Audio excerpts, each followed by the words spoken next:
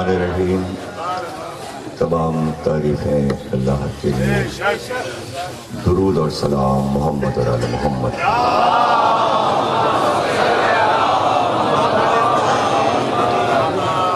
1433 ہجری کیش محرم کے سلسلے کی مجالس آپ سماعت فرما رہے ہیں. یہ تیسرا عشرہ محرم کا جو منصوب ہے حضرت سید سجاد صلوات اللہ السلام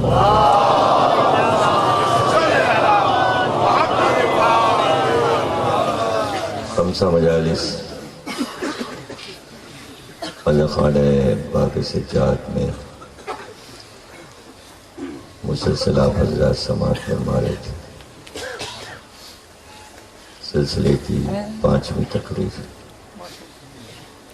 منعقد ہے. مجلس کے بعد شبیہ تابوت اور جلوس برآمد ہوگا اور ماتمداری ہوگی. پہلے ٹنڈو جام مومنین سے پہلی بار باتیں کرنے کا موقع ملا. تمام مومنین کو دیکھ کر ایک خوشی ہوئی کہ انتہائی مودت اور معرفت کے ساتھ آپ حضرات نے اس سرزمین پر ذکر اہل بیت کو انتہائی شاندار طریقے سے قائم رکھا ہوا ہے. اسی طرح قائم رکھنے والے بھی قائم رہیں.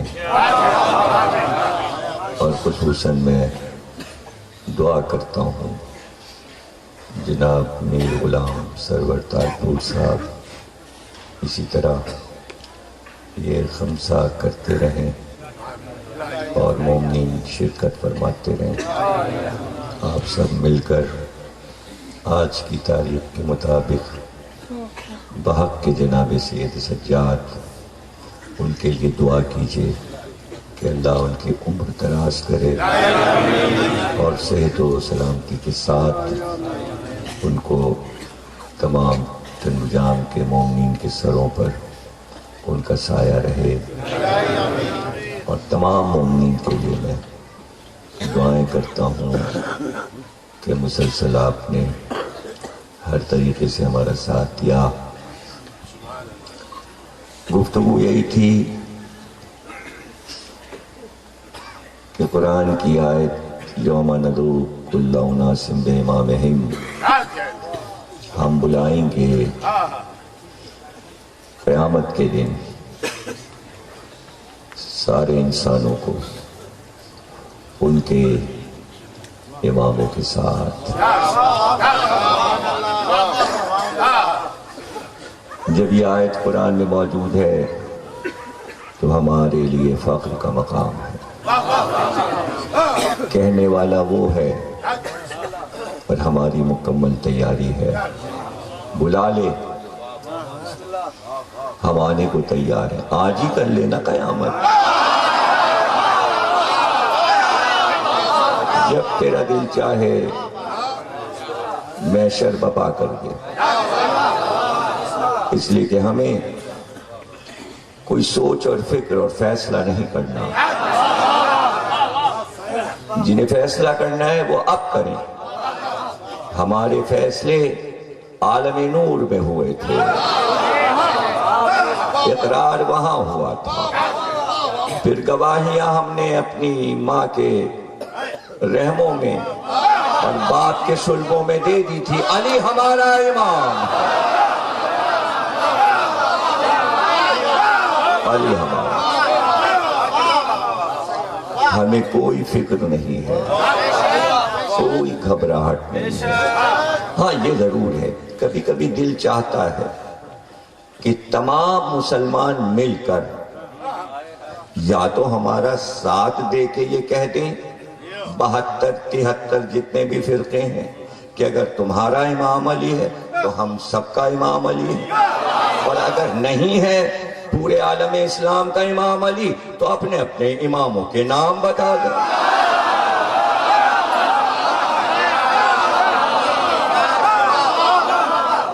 بتا دیں کس کا کون امام ہے۔ فقہ کے اماموں کی بات نہیں ہو رہی، فقہ کے امام اللہ کے بنائے امام نہیں ہے، وہ امت کے بنائے امام، اس امام کی بات ہے جسے اللہ نے امام بنایا ہو، جس کی امامت کا ذکر قرآن میں ہو۔ ایک جگہ نہیں ہے، آپ کو بتا دوں، قرآن پڑھیے اور غور سے پڑھیے، علی کی امامت کا ذکر قرآن میں 12 مقامات پر لفظ امام کے ساتھ، چونکہ 12 امام ہیں اس لیے اللہ نے لفظ امام قرآن میں 12 بار استعمال کیا۔ توجہ ہے نا؟ اور جہاں اپنے امام کا ذکر کیا وہ یہ بھی بتا دیا کہ کچھ اور امام بھی بنیں گے، اللہ نے یہ بات کہی ہے، تاریخ ہے نہ حدیث، قرآن ہے، کہ کچھ اور امام بھی آئیں گے ہمارے بنائے ہوئے 12 کے مقابل، جو تم کو جہنم کی دعوت دیں گے۔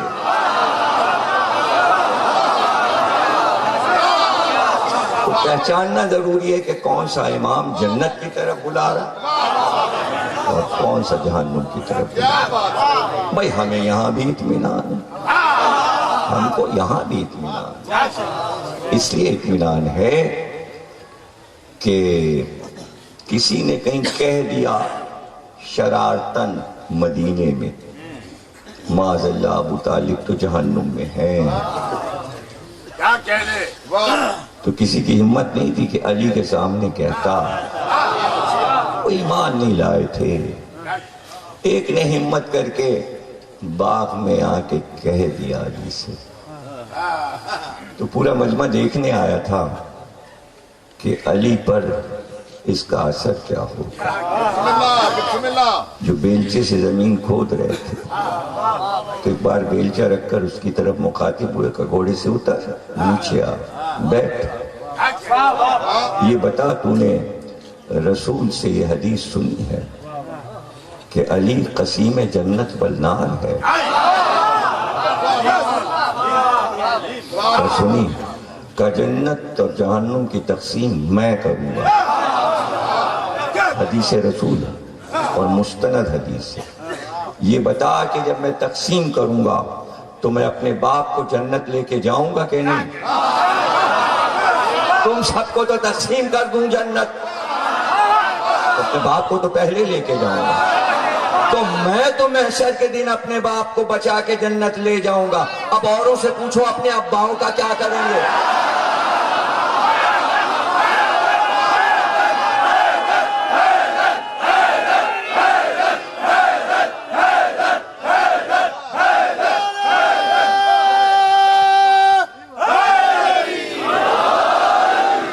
جو ہے نا کس طرح سمجھایا اسلام، تاریخ اسلام کی سب سے مستند حدیث، سب سے سچی حدیث، جس کو کئی ہزار راویوں نے لکھا، 100 نہیں کہہ رہا میں، 100 سینکڑا نہیں کہہ رہا، کئی ہزار راوی شیعہ سنی ہر فرقے کے، کتنی مستند حدیث ہے، کون سی؟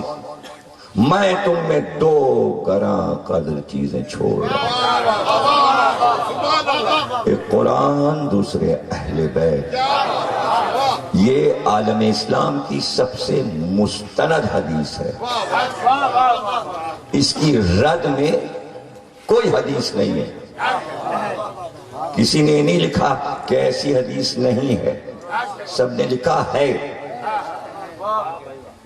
سب سے مستند، اور یہ دونوں آپس میں کبھی جدا نہیں ہوں گے، یہاں تک کہ حوض کوثر پر یہ دونوں ساتھ ساتھ میرے پاس پہنچیں گے۔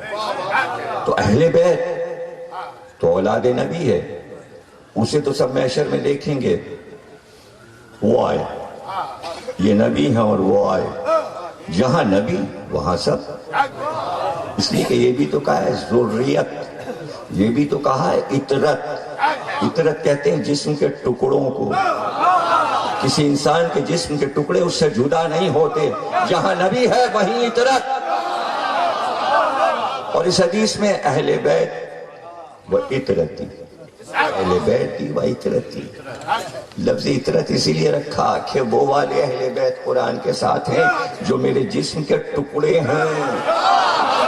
اطرت اطرت اطرت۔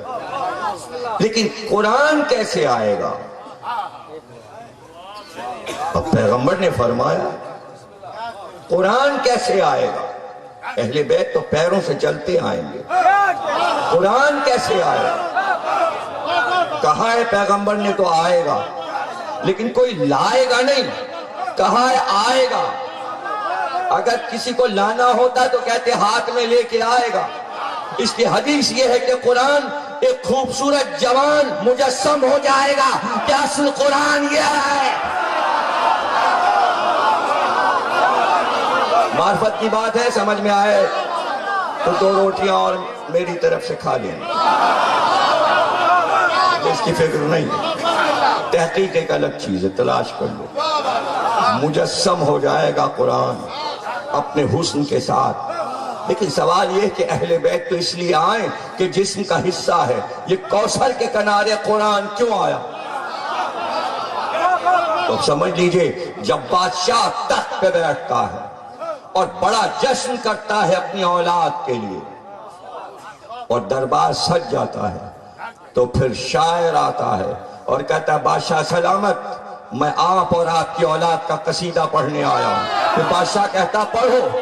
تو کوثر کے کنارے جب اہل بیت جمع ہو جائیں گے تو قرآن آ کر کہے گا رسول اللہ قصیدہ سناؤ، تو رسول کہیں گے سناؤ، تو قرآن کہے گا بسم اللہ الرحمن الرحیم انا اعطیناک الکوثر فصل لربک وانحر ان شانئک هو الابتر۔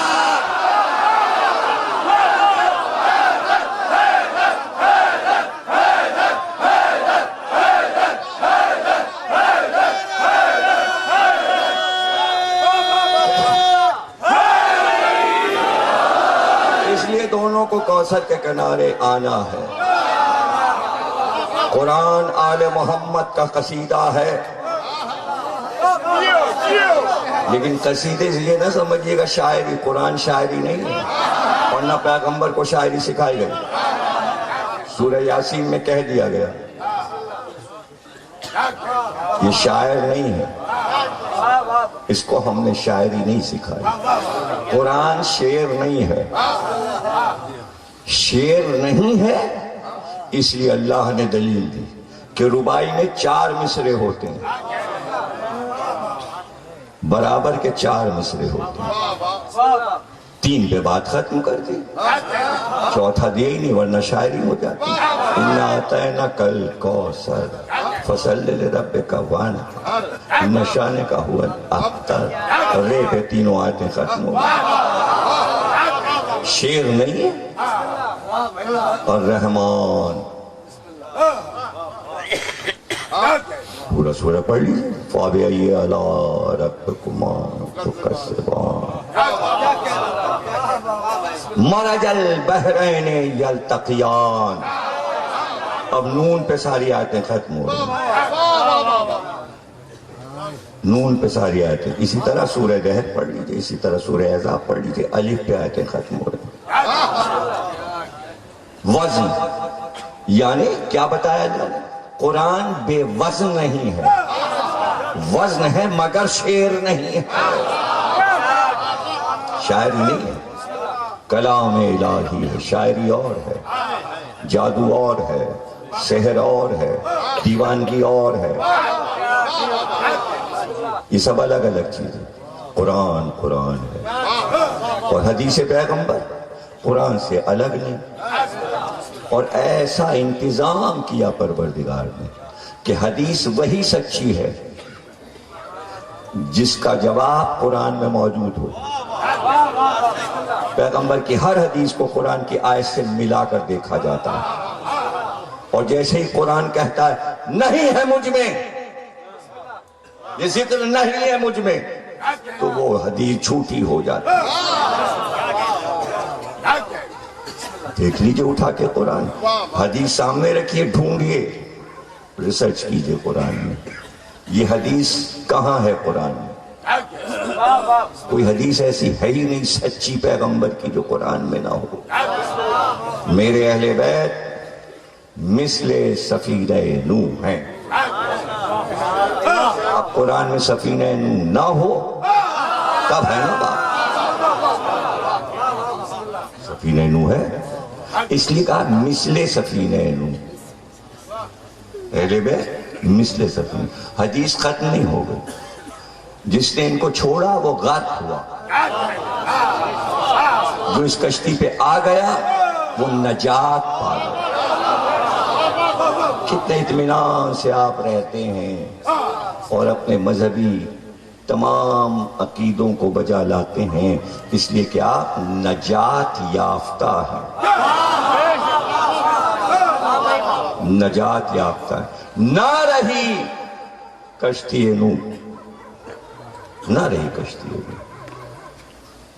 لیکن اہل بیت ہیں مہدی کی شکل میں، ذکر کی شکل میں 11 اور سرپرستی کرنے والا 12واں.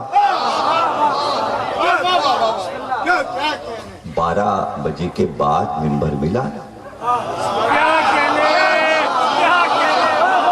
بھئی ٹائم کے حساب سے جب ہمارا عقیدہ پورا ہو گیا، جب 12 پورے ہو گئے تو پھر ہم منبر پہ آئے. عجیب بات ہے، 12 کے بعد پھر 1 آ جاتا ہے، یعنی 12 کی گواہی پہ 1 جو ہے وہ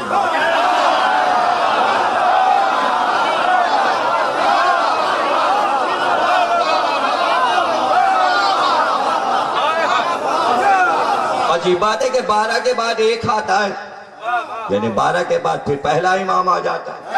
وہی ایک جو اللہ کے لیے ہے، وہی ایک علی کے لیے ہے. عجیب بات، کہاں بیٹھے رہ گئے؟ کہاں گئے؟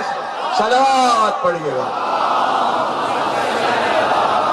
مجھے نہیں پتا آج 5ویں مجلس ہے، مجھ کو نہیں معلوم کہ تقریر کب شروع ہوگی. انتظار کیجیے، آپ سمجھیں کہ تقریر شروع ہو گئی.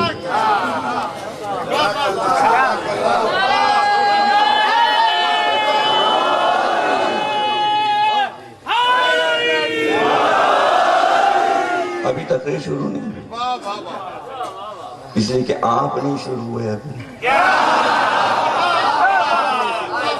بس جیسے ہی آپ شروع ہو جائیں تقریر بھی شروع ہو جائے. 900 سال تک 900 سال تک روتے رہے. نام نوح نہیں ہے، عبدالشکور نام ہے. نوح تو قوم والے کہنے لگے. نوح کے معنی کیا ہے؟ نوحہ کرنے والا، رونے والا. جو 900 سال رویا ہو، اور اگر کوئی مسلمان یہ کہہ دے رونا بدعت ہے تو یہ توہین نوح ہے کہ نہیں ہے؟ یہ قرآن کے خلاف فتویٰ ہے کہ نہیں؟ یعنی قرآن پڑھے نہیں اور مسلسل رو رہا کہ نام پڑھ گیا نوح، اب ہم کہتے ہیں حضرت نوح. اور اسی رونے میں بس ایک دعا ہے، پروردگار انہوں نے ہمیں مغلوب کر دیا، عاجز آ گیا ہوں اس قوم سے، لے آزا. اور اللہ ہے کہ جیسے بچے کو سمجھایا جاتا ہے، جسے نہیں کہتے ہیں بیٹا نہیں رو، بس اب ختم کر دو بچے، بس ختم کرو، اب نہ رو میرے لال، اب نہیں رو. جسے ماں باپ سمجھاتے ویسے اس کی رحمت سمجھا رہی ہے. لیکن اللہ یہ نہیں کہہ رہا ہے کہ رو نہیں. کہیں قرآن میں نہیں ہے کہ اللہ نے نوح سے کہا رو مت، بلکہ یہ کہا صبر کرو اس قوم پر. شاید سدھر جائے۔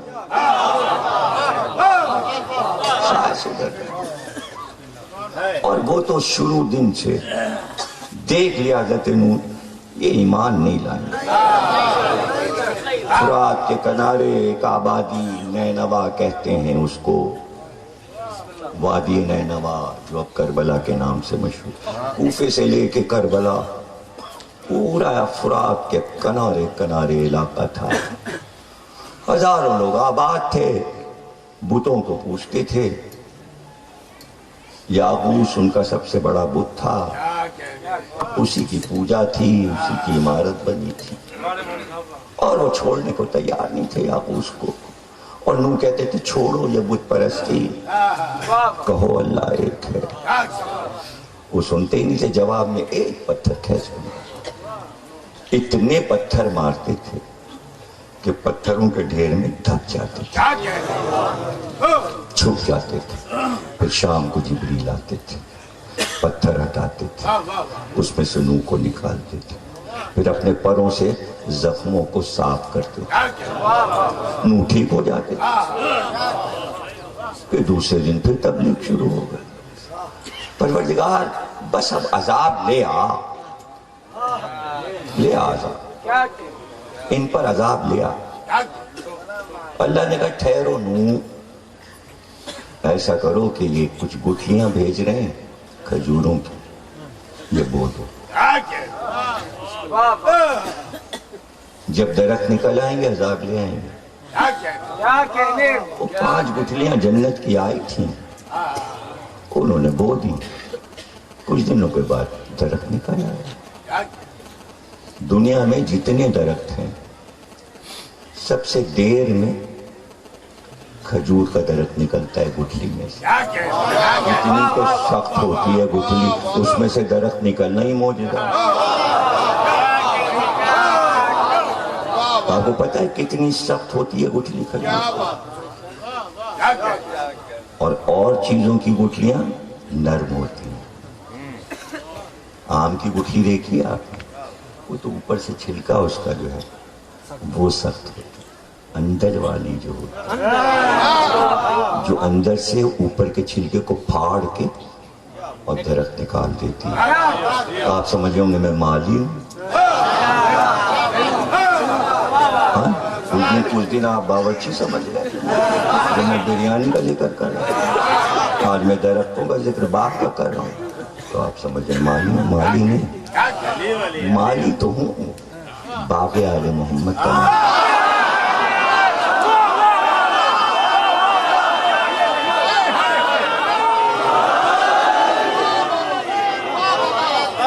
میں نے نہیں کہا میں باغ فدق کا مالی ہوں، باغ آل محمد کا مالی ہوں اور فدق کا وکیل ہوں۔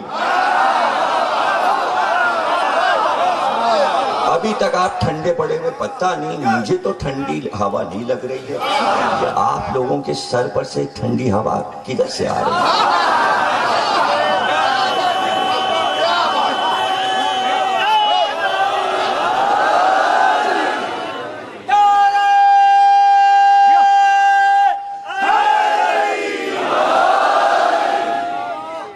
دیر میں نکلتا ہے، سخت ہوتی ہے نا گٹھلی،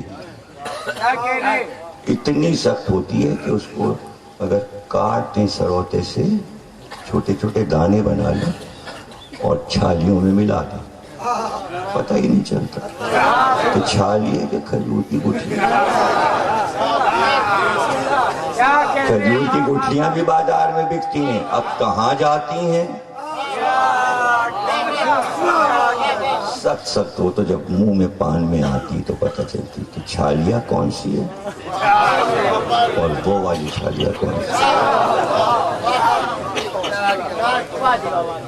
ہلکے کے بابا وہی لوگ کہیں جو پان، انہیں یہ بات معلوم ہوگی ہر ایک کو کیا پتہ ہر چیز کا راز، ہر چیز تو راز ہے، کھلے تو پتہ چلے۔ درخت نکلا ان کا، پروردگار عذاب لیا، کا درخت تو بڑے ہونے کو، پھر روک دیا، بڑے ہو گئے درخت، حالانکہ دیر میں بڑھتا ہے، پھل تو آنے دو، اور پھر دن پھل بھی آ گئے، قابل آزاد پھل آ گئے، کہ ایسا کرو جو پھل آئے ہیں ان کی کھجوریں کھا کے جو گٹھلیاں نکلیں وہ پھر درخت لگا دو، اور جب وہ درخت نکلیں گے تو پھر عذاب لے آئیں۔ 9 بار ایسا ہوا کہ درخت پہ درخت لگوائے اور کہا ٹھہرو، پکڑ ہماری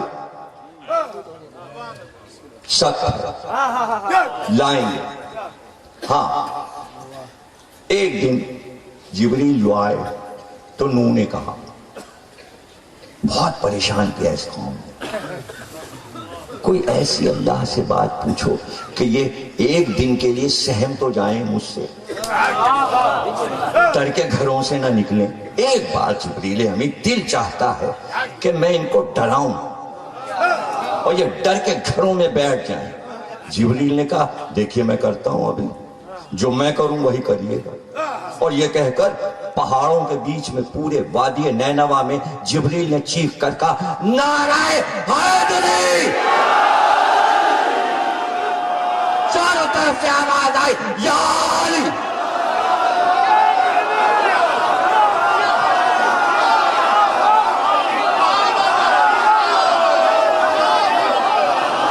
اس دن قوم نوح گھر سے نہیں نکلی۔ اب سمجھے جب تمہارے نعرہ حیدری لگتے ہیں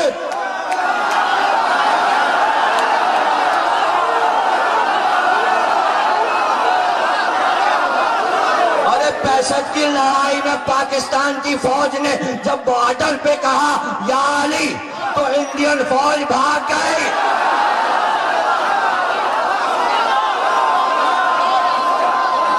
جو یہ لڑائی سوات والی ہو رہی ہے اب تک نعرہ لگا نہیں، دشمن جمع ہوا ہے۔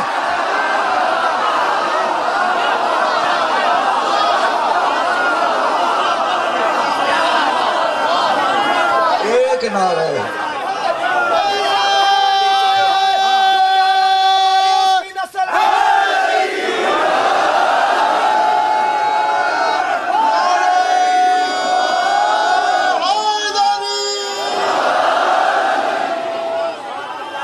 بس لو اب عذاب قریب ہے۔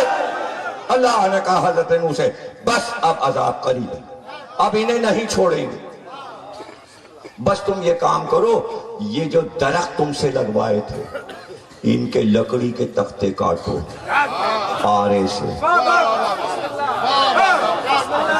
جب سارے درختوں کے تختے کاٹ لیے، اللہ نے پوچھا کتنے تختے نکلے؟ نوح نے کہا 72۔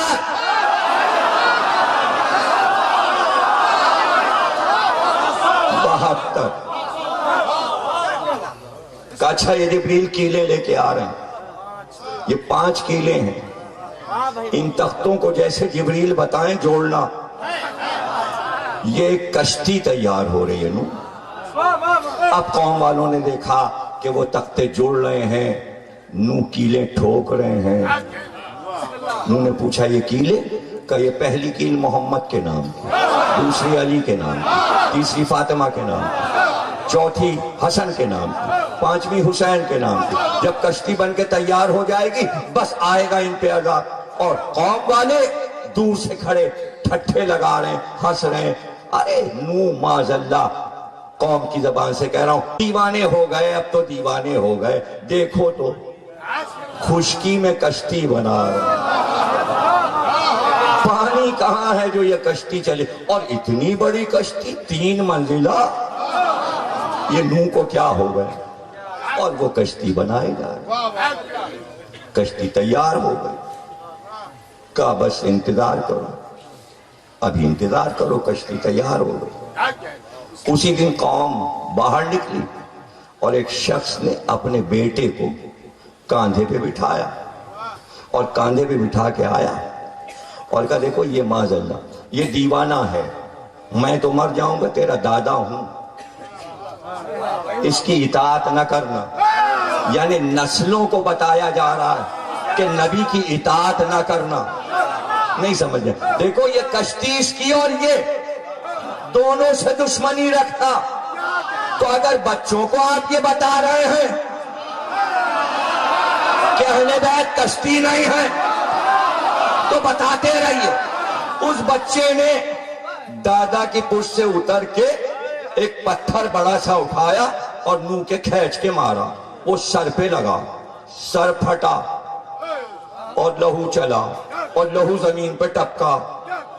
جیسے ہی لہو زمین پہ ٹپکا اللہ نے کہا وہ راجا، بھائی تقریر شروع ہو گئی۔ اب وہ تمہید تھی، تقریر اب شروع ہو رہی ہے، آپ ہوشیار ہو جائیے۔ وہ آیا طوفان، وہ بوڑھی تنور میں روٹی لگا رہی تھی، تنور میں آگ دہک رہی تھی۔ تنور کہاں ہے؟ مسجد کوفہ میں جب آپ جائیں گے زیارت کرنے تو جہاں محراب علی ہے، جس پہ لکھا ہے محراب علی، اس کے سامنے والے دروازے سے سیدھے صحن تک آئیے اور رک جائیے جہاں پر ایک گول دائرہ بنا ہے۔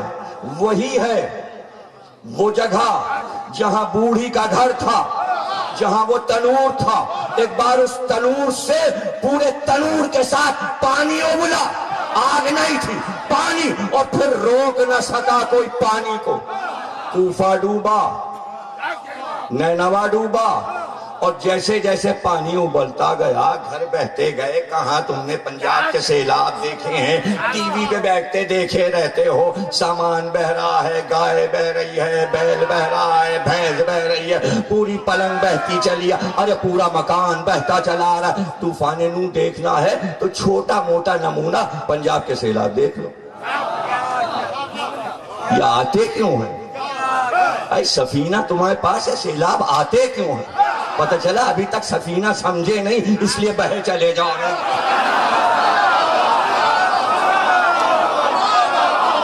سفینہ ہوتا تو سیلاب روک دیتے، کیا ہے انڈیا کا پانی، ترسائے پانی تو پانی ختم ہو جائے، بھیجے تو سیلاب آ جائے۔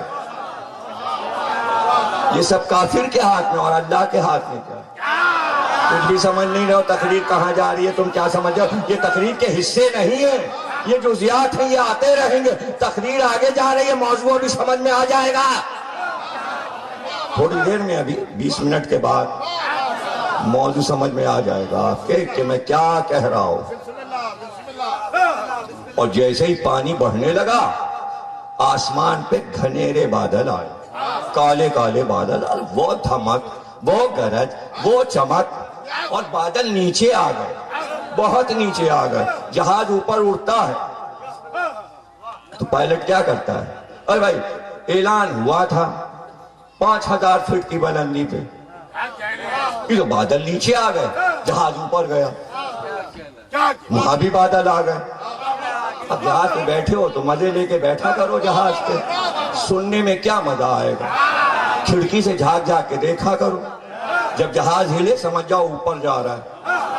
اب پائلٹ نے کہا 35,000 فٹ کی بلندی پہ آ گئے، صفائی میں اڑ رہا ہے۔ اب جو جھانک کے دیکھا گہرائی میں بادل، ہم بہت اوپر، بادل نیچے۔ اگر بادل نیچے آ کے برسے تو جھما جھم برستے ہیں، جیسے اسلام آباد میں۔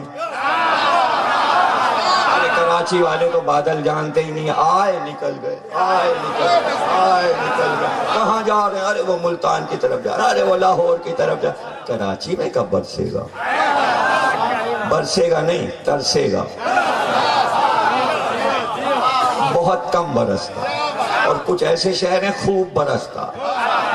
طوفان نوح میں پہلی بار اور آخری بار برسا اور خوب برسا، بادل ہی بادل، بادل ہی بادل، اور پانی برستا گیا، ادھر سے بھی پانی، ادھر سے بھی پانی، پانی پانی، دنیا پانی پانی ہو گئی۔ کہتے ہیں جب سورج نکلا طوفان نوح کے بعد تو ایک مصرع ہے مرثیہ نگار کا، پانی کو ناپتی تھی کرن آفتاب کی، گہرائی پتہ لگا رہی تھی سورج کی کرن پانی کتنا ہے، اور جیسے جیسے پانی اوپر جاتا ہے کشتی اوپر ہوتی جا رہی ہے، پانی بڑھتا جا رہا ہے کشتی اوپر ہوتی جا رہی ہے، اور اوپر ہیں بادل اور کشتی چل رہی۔ اب وہ کشتی کہاں ہے؟ ارے وہ کسی پہاڑ میں برف میں دفن ہو گئی۔ روس والوں نے کھدائی کی، پتہ لگایا اس میں سے نکلی بڑی کھدائی کے بعد آثار قدیم، اور جو نکلی تو ٹکڑے نکلے، پوری کشتی نہیں نکلی، لیکن پہلا ٹکڑا جو نکلا وہ ماسکو کے میوزیم میں رکھا ہے، اور اس کے اوپر لکھا ہے احمد، ایلیا، بطول، حسن، حسین۔ ایک پنجہ ہے جو کشتی نوح میں تھا، اسی پنجے سے چل رہی تھی، اسی ہاتھ کا اشارہ تھا، وہ جہاز کا کمپاس ہوتا ہے جو جہاز کو چلاتا ہے۔ وہ کوئی غیبی ہاتھ تھا جو کشتی کو چلا رہا تھا۔ اللہ نے قرآن میں یہ کہہ کے بات ختم کر دی، ہماری نگرانی میں چل رہی تھی۔ پنجتن کا نام اللہ کی نگرانی ہے، اور چلی جا رہی کشتی، اور جہاں خطرہ ہوا کہ ڈوب رہی ہے، 3 منزلہ کشتی ہے، کائنات کی پہلی کشتی، اس سے پہلے کوئی کشتی بنی نہیں، نوح اس کے موجد، اس کے بعد پانی پہ کشتیاں چلنے لگی۔ آپ نے حدیث قصہ پڑھی ہے نا، اللہ کیا کہتا ہے؟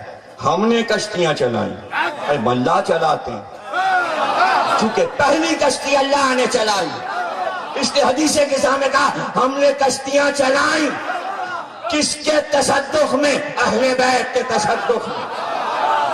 پتہ چلا کشتی نوح نگرانی اہل بیت میں چل رہی، چلے۔ اچانک نوح نے دیکھا کہ پانی اوپر آ گیا، کشتی نیچے چلی گئی۔ نوح نے دعا مانگی، جیسے ہی دعا مانگی پوری کشتی پہ نور چھایا، روشن ہوئی کشتی۔ نوح نے پکارا مدد، اللہ نے وحی کی، علی آ گیا، میری مدد۔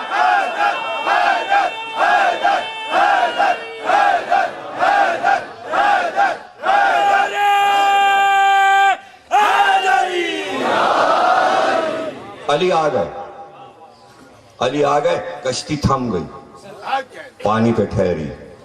نوح نے کبوتر کو بلایا، ہاتھ پہ بٹھایا، کہا جا پتہ لگا خشکی کہاں ہے، اسی ساحل پر میں کشتی کو روکوں۔ کبوتر اڑا، دور تک گیا، کافی دیر کے بعد واپس آیا، منہ میں ایک زیتون کا پتا تھا، وہ لا کے نوح کے قدم میں رکھا، کہ بھئی قریب میں زیتون کے درخت ہیں، کبوتر نے پتا دیا ہے یہیں کہیں خشکی ہے، بس اب کشتی رکنے والی ہے۔ چونکہ زیتون کا پتا کبوتر لایا تھا، اس سے نوح کو خشکی کا پتا چلا، اس لیے اللہ نے کہا بسم اللہ الرحمن الرحیم، والتین والزیتون وطور سینین وہذا البلد الامین۔ انجیر کی قسم، زیتون کی قسم، طور سینا کی قسم، بلد الامین مکے کی قسم۔ یہ قسمیں پھلوں کی نہیں ہے، پتوں کی نہیں ہے، پہاڑ کی نہیں، یہ کلچر کی قسمیں ہیں۔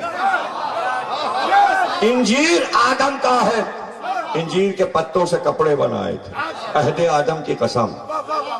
زیتون نوح کا عہد، طور سینا موسیٰ کا عہد، ھذا البلد الامین امن والی زمین کی قسم، عہد محمد۔ یہ امن والا عہد کون سا ہے؟ امن کہاں ہوا؟ 13 سال تو مکے والوں نے سرکار کو پتھر مارے، اور مدینے میں 87 لڑائیاں ہوئیں۔ اللہ کہہ رہا ہے امن والا عہد۔ یہ امن والا عہد کیسے بن گیا؟ یہ تو اللہ کی نظر میں امن والا عہد ہے۔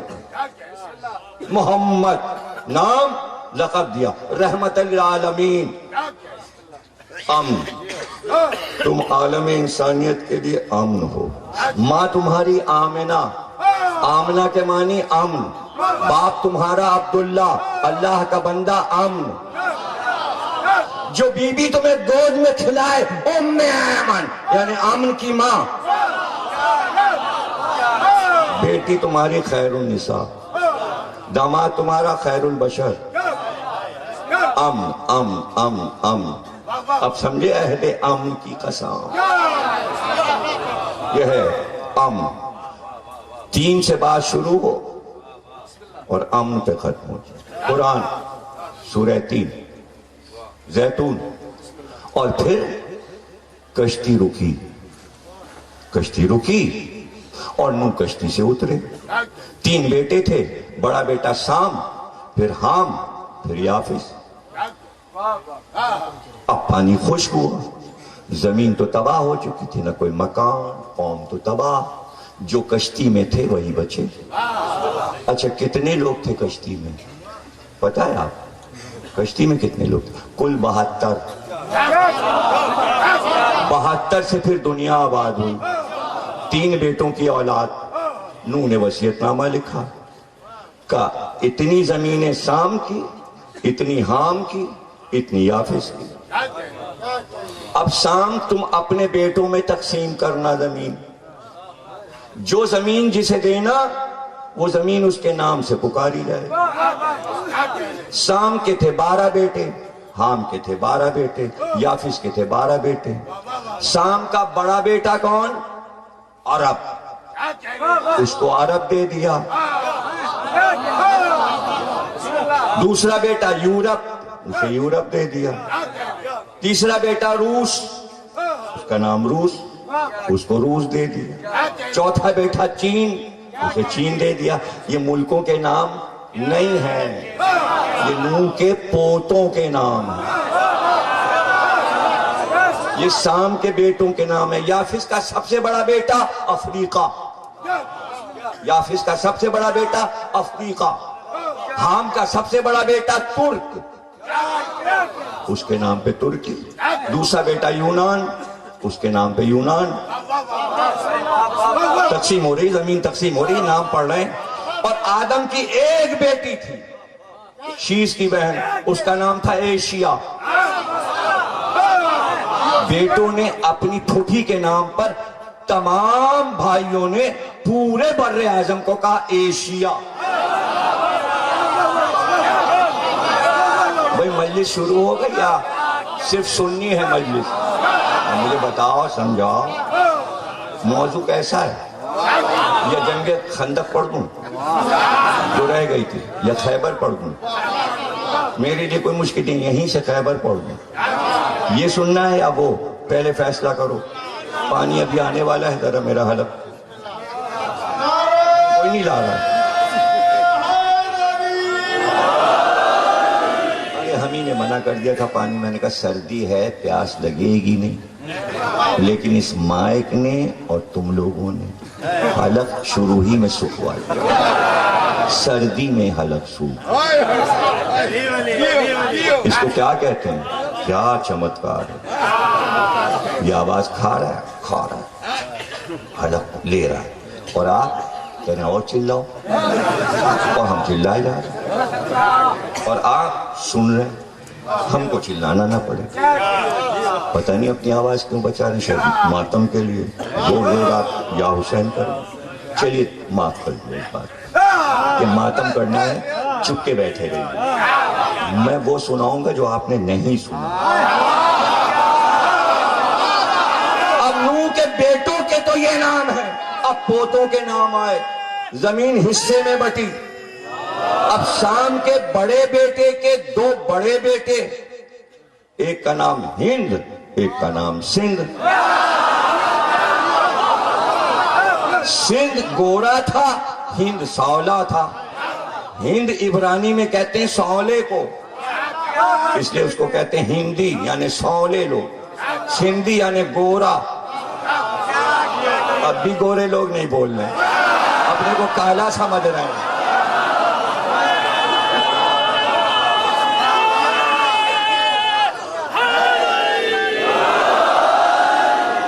سندھ کا بڑا بیٹا ٹھٹ تھا، ٹھٹ، اور چھوٹا بیٹا ملتان تھا. اب جگہوں کے نام ہوتے جا رہے ہیں، جہاں جہاں بیٹے آباد ہو رہے ہیں، آبادی بڑھ رہی ہے، اور جس جگہ وہ جا رہے ہیں ان کے نام پہ زمین ہوتی جا رہی ہے، ہوتی جا رہی ہے. عرب کے بہت سے بیٹے، ایک حجاز، لیکن ایک بیٹے کا نام تھا فدق. اس نے اپنے علاقے کا نام اپنے نام پہ رکھا فدق، لیکن وصیت لکھی اولاد نبی کے علاوہ اگر کسی نے یہ زمین لی تو اس پہ حرام.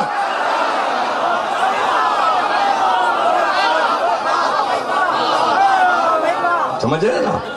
تو اب شام کے بیٹے بتا دیے میں نے، عرب کے بعد دوسرا بیٹا عراق، پھر ایران اور پھر روس، جو سارے بتا دیے. یعنی ایشیا کے سارے ممالک، یہ جتنے نام ہیں یہ سام کے بیٹے نوح کے پوتے ہیں، یعنی شجرہ ایک. اب ایران، عراق، عرب. اب سام کی اولاد میں اللہ نے حق دیا کہ نبوت چلے اور شاہی رہے، بادشاہی رہے. یہ حق سام کو ہے، حام کو نہیں، یافس کو نہیں. اس لیے بولتے ہیں سامراج. اب اس کو معنی غلط لیتے ہیں سامراجیت کو. وہی جب ہندی میں لفظ گیا تو ہو گیا رام راج. سام کے معنی سنسکرت میں رام ہے، رام کے معنی سام ہے. سام نے ہی وہاں کی حکومت ہند کی بھی بنائی اور نسل میں گئی، اور عرب کی بھی بنائی. اور سام نے بتا دیا نبوت کا نور ہمارے پاس ہے. اور یہ لمک ہیں جو نائب ہیں، انہوں نے اپنا نائب نوح کو بنایا. نوح نے اپنا نائب ارفشت کو بنایا. انہوں نے اپنا نائب تارق کو بنایا. انہوں نے اپنا نائب ابراہیم کو بنایا. انہوں نے اپنا نائب اسماعیل کو بنایا. انہوں نے اپنا نائب عدنان کو بنایا. اب یہ نیابت چلی، غالب کو ملی، حمیشہ کو ملی، علیشہ کو ملی، لوائی کو ملی، مظہر کو ملی، کنانہ کو ملی، یہاں تک کہ قصی کو ملی. قصی نے یہ نیابت میں علم کے اپنے بیٹے کلاب کو دیا، کلاب نے عبد مناف کو دیا، عبد مناف نے ہاشم کو دیا، ہاشم نے عبد المطلب کو دیا، عبد المطلب نے ابو طالب کو علمداری دی، محمد نے وہ علم ابو طالب کے بیٹے علی کو دیا. علی کا بڑا بیٹا حسن، چھوٹا بیٹا حسین.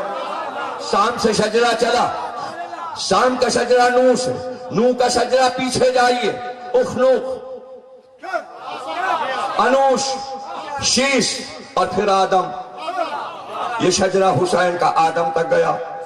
اب شام کا ایک بیٹا ایران، ایران کا بیٹا سائرس اعظم، سکندر ذوالقرنین، جس نے پوری دنیا کی سیر کی اور پوری دنیا پہ حکومت کی. سائرس اعظم کی نسل چلی اور شجرہ چلا. چلتے چلتے دارا، جمشید، بہرام سے ہوتا ہوا نوشیروان عادل تک آیا. نوشیروان عادل کا بیٹا شہریار، اس کا بیٹا یزدجل، اس کی بیٹی شہربانو. بیٹھے رہ گئے.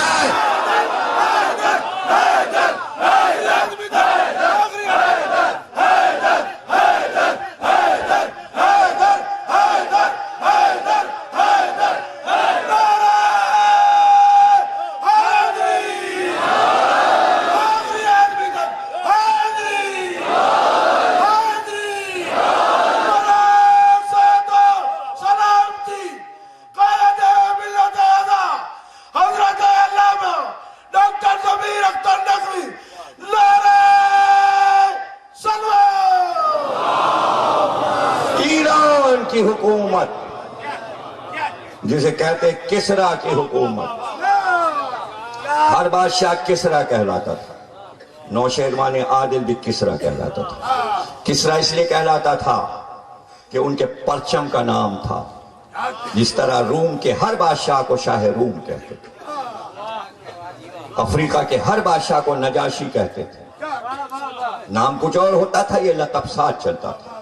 اسی طرح سب کسرا، قصر کسرا محل، دارالحکومت مدائن. مدائن عراق سے ملا ہوا، سامرے سے ملا ہوا. جیسے ہی آپ زیارت کریں گے سامرے کی، جب سلمان فارسی کی زیارت کریں گے تو سلمان فارسی کا روضہ مدائن میں ہے. جب سلمان پاک سے باہر نکلیں گے تو قصر کسرا نظر آئے گا، جہاں آگ تھی 1000 برس سے. آتش قدح کسرا، آتش قدح ایران، وہ اب تک بنا ہے. 1400 سال ہو گئے. اسی طرح در ہے، در کسرا بنا ہوا ہے. اس کا راز بتاتا ہوں کہ بنا ہوا ہے. اب تو عراق حکومت نے تار چاروں طرف لگا دیے، دور سے تصویر لے لیجیے. پہلے کھلا ہوا تھا. جب میں گیا 1990 میں پہلی بار عراق تو اندر گھوما پورا دیکھا کہ جہاں نوشیروان نے، اچھا میں کیا گھوما، سنیے مفاتی پڑھی ہے آپ لوگوں نے؟ مفاتی الجنان شیخ عباس قمی، دعائیں اور نمازیں، اس میں ایک چیپٹر ہے در کسرا۔ کیا کہہ رہے کیا کہہ رہے مفاتی میں یہاں نمازیں لکھی ہیں، وہاں جب علی نہروان لڑ کے داخل ہوئے ایران میں تو باب کسرا میں آئے تو حیران ہو کہ سب نے نوشیروان کا محل دیکھا، تو علی ساتھ ساتھ لے کے چلے اور کہا آؤ ہم تمہیں بتائیں خوابگاہ کہاں تھی، عدالت کہاں لگتی تھی، بادشاہ کہاں بیٹھتا تھا، تخت کہاں تھا، پورا نقشہ علی نے بتایا، اور پھر وہی 2 رکعت نماز پڑھی۔ اس لیے مفاتی میں لکھا ہے جب جاؤ در کسرا میں 2 رکعت نماز پڑھو، اس لیے کہ علی نے پڑھی تھی۔ راضی سمجھ میں نہیں آتا علی نے نماز کیوں پڑھی، یعنی عمارت کو مسلمان کر دیا علی نے، آتش کدے میں اللہ اکبر کر دیا۔ بھائی معرفت کی باتیں سمجھو اور مفاتی میں جا کے دیکھ لینا، نماز ہے کسرا کے محل کی نماز مفاتی الجنان میں۔ حیرانی ہو رہی ہے آپ کو، مفاتی تو گھر میں ہوگی، اب نہیں دیکھا آپ نے چیپٹر تو ہم کیا، اب تو دیکھیے گا کہ نماز ہے وہاں 2 رکعت۔ کیوں ہے؟ جب حملہ ہوا ایران پر، عربوں نے حملہ کیا اور دارالحکومت پہ حملہ ہوا اور محل کو لوٹا گیا، 8000 برس پرانی سلطنت کے زیورات جواہرات سب عرب لے گئے۔ آج اس کی مالیت کا کوئی ایک کوہ نور پہ ملکہ اترائی ہوئی ہیں، وہ جو جواہرات تھے کسرا کے پاس اس کا ایک حساب ہے، پورا چارٹ ہے، جو مدینے زیورات آئے تھے اس کا چارٹ ہے، اور جہاں جہاں کے گھر کی عورتوں نے پہنے تھے ان کے بھی نام لکھیں، سارے زیورات بنی امیہ کو مل گئے، ایران والے، ہائے ہائے، زیوروں پہ مرنے والے، جواہرات پہ مرنے والے، سونے پہ مرنے والے، نہ سونا رہا نہ جواہرات، وہ کوہ نور بھی نہ رہے گا، ایران کی ملکہ بیاہ کر علی کے گھر آئے۔ کیسی دولت، کیسی کہاں کی دولت، کیسے جواہرات، کیوں پڑھا علی نے 2 رکعت نماز وہاں؟ جب حملہ ہوا تو یزدجر جو جناب شہربانو کا والد ہے وہ بھاگا، گھوڑے پہ بیٹھا، محل لٹ رہا ہے، وہ اپنے خاندان کو بچا کے نکل رہا ہے۔ اب جو در کسرا تھا وہاں پر آ کے گھوڑے کو روکا اور اس نے ہاتھ اٹھایا اور کہا ہے در کسرا، شاہ کسرا کا آخری سلام، اس وقت تک تو نہیں ٹوٹے گا جب تک میری نسل میں مہدی نہ آ جائے۔ اب کوئی توڑ کے دکھائے، وہ نشانی ہے امام زمانہ کی، جس دن وہ ٹوٹے گا اسی دن ظہور ہے۔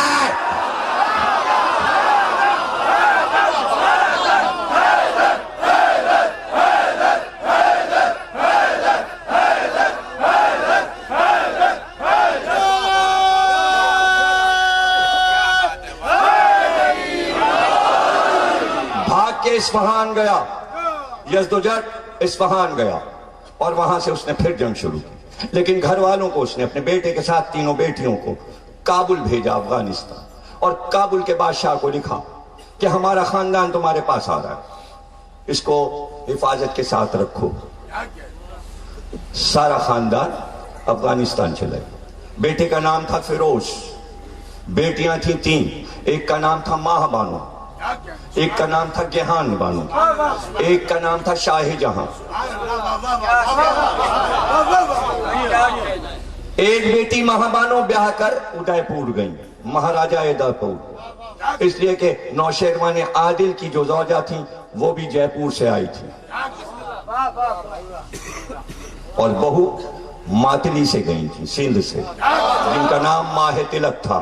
جناب شہربانو کی والدہ کا نام ہے ماہ تلک، جو سندھ کی تھی۔ سندھ ایران میں شامل تھا اس وقت نوشیروان عادل کے زمانے میں، پورا جے پور راجستھان جسے کہتے ہیں یہ ایران میں شامل تھا، اور راجپوتوں سے رشتہ داری تھی ایران کے بادشاہوں کی۔ تفصیل پڑھنا ہے میری کتاب شہربانو 450 صفحے کی پڑھیے، سب کچھ سمجھ میں آ جائے گا۔ اس میں میں نے تمام بادشاہوں کی تصویریں بھی دی ہیں، ایران کے پہلے بادشاہ سے لے کے یزدجر تک، جناب شہربانو کے والد تک، سب کی تصویریں موجود۔ اور سب کی سوال حیات، اور ہند کے اور سندھ کے رشتے جو کچھ بھی تھے وہ اس میں کتاب میں دے دی۔ اب ظاہر ہے فارسی تو آتی نہیں تھی عرب والوں کو، تو سلمان فارسی کو بھیجا گیا۔ اس وقت جناب شہر بانو 4 برس کی تھی جب ایران پہ حملہ ہوا۔ جب سلمان محل سے نکلے تو وہ دایا جس کی گود میں شہر بانو تھی، جن کا نام شاہ جہاں ہے، وہاں شہر بانو نام بعد میں ہوا، تو وہ بچی سلمان کو دیکھ رہی تھی، اور جہاں تک سلمان جا رہے تھے وہ بچی دیکھتی جا رہی تھی۔ یہ سلمان نے بیان کیا کہ میں نے ایک بچی کو دیکھا دایا کی گود میں، جب وہاں سے نکل رہا تھا شاہی خاندان افغانستان جانے کے لیے۔ گیان بانو جے پور چلی گئی، مہا بانو، اور گیان بانو عرب آ گئی۔ اب عرب کیسے آئی؟ اس لیے کہ جب مدائن پر حکومت مولا علی کی ہوئی اور عرصہ گزر گیا تو انہیں پتہ چلا امن ہو گیا، امن ہو گیا، اب ایران پہ یلغار نہیں ہے، تو خاندان واپس چلا، یہ سن کر کہ بادشاہ جو آیا ہے وہ عادل ہے اور انصاف پرور ہے۔ اس زمانے میں مدائن کا گورنر حریث تھا علی کی طرف سے۔ حریث کو پتا چلا کہ شاہی خاندان کی سواریاں آ رہی ہیں، اس نے مولا علی کو خط لکھا، تاریخ بلازری مسلمانوں کی، جس میں یہ سب لکھا ہے، وہ تفصیل آپ کو بتا رہا ہوں، اور بھی دسیوں کتابیں حوالے میں نے کتاب میں دیا، آپ پڑھ سکتے ہیں۔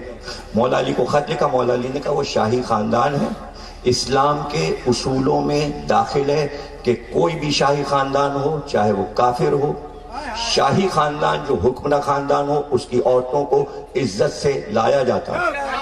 مولا علی نے مثال دی، کہا جب قبیلہ طے پر حملہ ہوا اور قبیلہ طے کی ایک بیٹی گرفتار ہوئی اور رسول اللہ کو پتا چلا کہ حاتم طائی کی بیٹی ہے یہ، حاتم طائی جو سخی تھا، تو آپ نے کہا اس کے ہاتھ نہ باندھے جائیں، وہ بادشاہ کی بیٹی ہے، اور اس کو مسجد میں لایا جائے۔ جب حاتم طائی کی بیٹی کو لایا گیا تو رسول اللہ اٹھے، دوش کی عبا اتاری اور بچھا دیا، کہا اس پہ بیٹھو، حالانکہ ابھی کلمہ نہیں پڑھا۔ یہ اصول اسلام میں احترام، اسلام عورت کا احترام، حقوق خواتین، جیسے حقوق بشر ویسے اسلام نے حقوق خواتین رکھے، چاہے وہ کافر ہو یا مشرک ہو یا مسلم۔ جب خیبر فتح ہوا اور بادشاہ کی بیٹی صفیہ گرفتار ہوئی تو رسول اللہ نے کہا خبردار بلال، بازو مت باندھو، اس کو عزت سے میرے خیمے میں لاؤ، اور عقد میں لے لیا صفیہ کو، جو ہوئی بن اخطب بادشاہ خیبر کی بیٹی ہے، اس کا احترام کیا جبکہ وہ یہودن تھی۔ عقد میں آنے کے بعد کلمہ پڑھا۔ کتنی ثبوت چاہیے آپ کو جو میں کہہ رہا ہوں؟ مجھے آگے نکلنا ہے تاکہ آپ کے سمجھ میں بات آتی رہے، بغیر دلیل کے کوئی بات نہ ہو۔ علی نے کہا ساتھ عزت و احترام کہ ان کو مدینے بھیج دیا جائے۔ جب مدینے والوں کو پتا چلا کہ بادشاہ ایران کی بیٹیاں آ رہی ہیں تو عورتیں چھتوں پہ چڑھیں اور گلاب کی پتیاں لے کر شاہی خاندان پہ لٹائیں۔ اس طرح شہر بانو مدینے میں احترام سے لاؤ، پردے میں لاؤ، اماری میں لاؤ۔ اور اس کے بعد علی نے اعلان کیا کہ شاہی خاندان کی بیٹیوں کو کنیزی میں نہیں لیا جاتا۔ کون یہ اصول بتائے گا؟ اور کیا سن رہے ہو تم؟ کچھ بھی نہیں سن رہے ہو۔ کس امام کی تاریخ ہے آج؟ ہم لوگ کس امام کی تاریخ ہے آج؟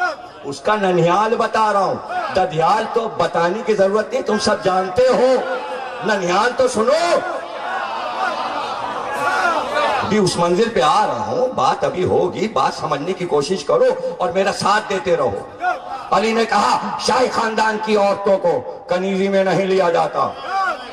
ہرمز ایرانی شہزادہ علی کے پہلو میں تھا، جو کہ چچا زاد ہے شہر بانو کا، پردے میں ہے، چادر میں شہر بانو، پھول لٹائے ہیں مدینے کی مسلمان عورتوں۔ کیا شان ہے آمد کی۔ اور بے اختیار کہا، علی نے کہا کہ شاہی خاندان کی عورتوں کی شادی اسلام نے یہ کہا ہے ان سے ہو جو ان کے برابر کے ہوں، شاہ ہو۔ عام آدمی ان سے شادی نہیں کر سکتا۔ اب آپ یہ مصرع سنتے ہیں نا، معین الدین چشتی اجمیری کا شاہ ہست حسین بادشاہ ہست حسین، یہ مصرع اجمیری کا نہیں ہے، کیا کہہ رہے اس پہ 3 مصرے معین الدین چشتی اجمیری نے لگائے۔ پہلا مصرع علی کے سامنے پڑھا گیا تھا، پڑھنے والا ہرمز تھا۔ جب علی نے کہا بادشاہ ہو تو بادشاہ کی بیٹی کی شادی ہو، تو امام حسین 23 برس کے قریب کھڑے ہوئے تھے۔ ایک بار ہرمز نے حسین کی طرف اشارہ کیا، کہا شاہ ہست حسین، بادشاہ ہست حسین، شاہ ہست حسین۔ اور سلوات پڑھ لیجئے تاکہ پانی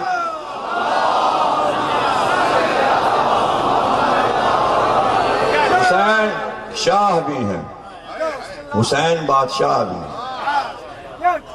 آپ کچھ سمجھے نہیں، اس نے سمجھداری سے بات کہی۔ اس نے کہا شاہ بھی ہیں اور بادشاہ بھی ہیں، دونوں کے معنی الگ الگ ہیں۔ شاہ روحانی بادشاہ ہیں، بادشاہ دنیا کے تخت و تاج کے مالک ہیں۔ شاہ ہر ایک نہیں ہو سکتا، ہر شاہ بادشاہ ہو سکتا ہے، بادشاہ شاہ نہیں ہو سکتا،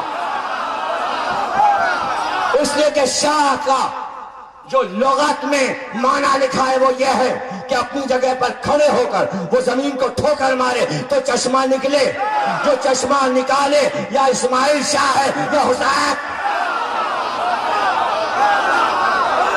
بادشاہ اس لیے ہے کہ نبی کا نواسا ہے، اسلام کا تخت کسی کا نہیں ہے، صرف حسین کا ہے۔ مالک وہی ہے، بیٹھ کوئی بھی جائے، لیکن بیٹھنے والے سمجھتے ہیں آپ کہ انہیں عزت مل گئی، بھائی وہ بے عزت ہوئے، وہ بے عزت ہوئے بھیا، لوگ اس کو عزت سمجھتے ہیں۔ فتح مکہ پر سب ہاتھ جوڑے کھڑے تھے اور پتہ ہے کیا چیخ پکار تھی؟ آج رسول بدلہ لیں گے۔ کیا ہے پکار؟ فتح مکہ پہ کیا پکار تھی؟ آج بدر کا بدلہ لیں گے، احد کا بدلہ لیں گے، حمزہ کا بدلہ لیں گے۔ ادھر والوں میں تو ہڑبونگ تھی، یہ مسلمان جو تھے یہ تن تن کے کہہ رہے تھے آج ہم ان مکے والوں سے بدلہ لیں گے۔ دونوں طرف بدلے کی پکار تھی۔ واہ رحمت ہمارا نبی۔ عباس بن عبد المطلب ابو سفیان کو لے کر آئے تو جا کے قدموں پہ گر جا ورنہ کوئی نہیں بچے گا۔ اور ایک پھر کہا گیا ابو سفیان کو حسین کہ نانا کے جوتے پہ گرا، چپلیں چاٹنے لگا نبی کی جوتیاں اور کہا معاف کرو۔ تو نبی نے کیا کہا کہ تم گرفتار ہو چکے، اب تمہیں غلامی میں لے کر ہم آزاد کرتے ہیں۔ اس نے لفظ کا طلقہ جو آزاد کر دیا۔ طلقہ کا مطلب یہ ہے کہ ابھی طلاق نہیں دی ہے تم کو، جب چاہے غلام بنا کے پھر خدمت میں بلا سکتے ہیں۔ تو ابھی مکے والے آزاد نہیں ہوئے، ابھی ابو سفیان آزاد نہیں ہوا، ابھی غلام ہے، ابھی حسین کا غلام ہے ابو سفیان، ابھی علی کا غلام ہے۔ نہیں سمجھے؟ زینب نے کہا آزاد کر دے رسول کی اولاد۔ تخت پہ بیٹھ کے بے عزت ہوا۔ یزید غلام تھا، یزید محمد کے گھر کا غلام زادہ تھا۔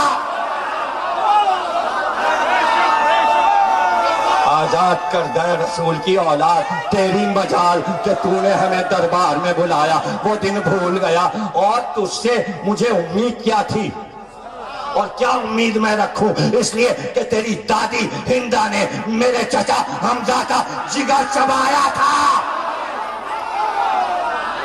تیرا خون و گوشت اس عورت سے بنا ہے، اس عورت سے۔ سن رہے آپ تقریر سنتے رہے اور بولتے رہے، میرا ساتھ دیتے رہے، کوئی نعرے کی ضرورت نہیں، کسی نعرے کی ضرورت نہیں، تقریر سنیے۔ عزت نہیں ملتی، فتح مکہ گواہ ہے، معاف کیا، غلام بنا کے آزاد کیا، معاف کر دیا وحشی کو بھی جس نے حمزہ کو نیزہ مارا تھا، لیکن ایک بات کہہ دی رحمت ہوں، معاف کرتا ہوں، خبردار اب قاتلان حمزہ میرے سامنے نہ آئے۔ ارے رسول جس کی صورت دیکھنا پسند نہیں کرتے اس کے نام لینے سے کیا فائدہ؟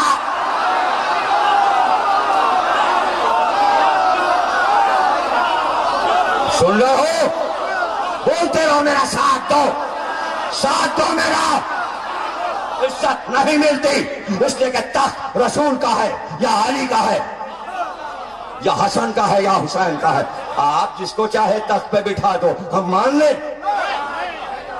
نہ نہ نہ نہ، آدم سے لے کر عیسیٰ تک ایسا نہیں ہوا، تو خاتم کے بعد کیسے ہو جائے گا؟ کیسے ہو جائے گا؟ تو بادشاہ روحانی بھی یہی ہے اور دنیاوی بھی یہی بادشاہ۔ شاہ ہست حسین بادشاہ، دو شہزادوں میں لڑائی ہوئی تھی۔ کیسا شہزادہ؟ شہزادہ کسے کہتے ہیں؟ تو پھر کبھی آ کے سامنے کر لیا کرو۔ حسین کس کا شہزادہ؟ حسین کس کا شہزادہ؟ کس کا شہزادہ؟ علی کا شہزادہ، فاطمہ کا شہزادہ، محمد کا شہزادہ، اللہ کا شہزادہ۔ یزید کس کا شہزادہ؟ معاویہ کا شہزادہ، ہندہ کا شہزادہ، ابو سفیان کا شہزادہ۔ کہاں یہ گھرانہ؟ کہاں وقت؟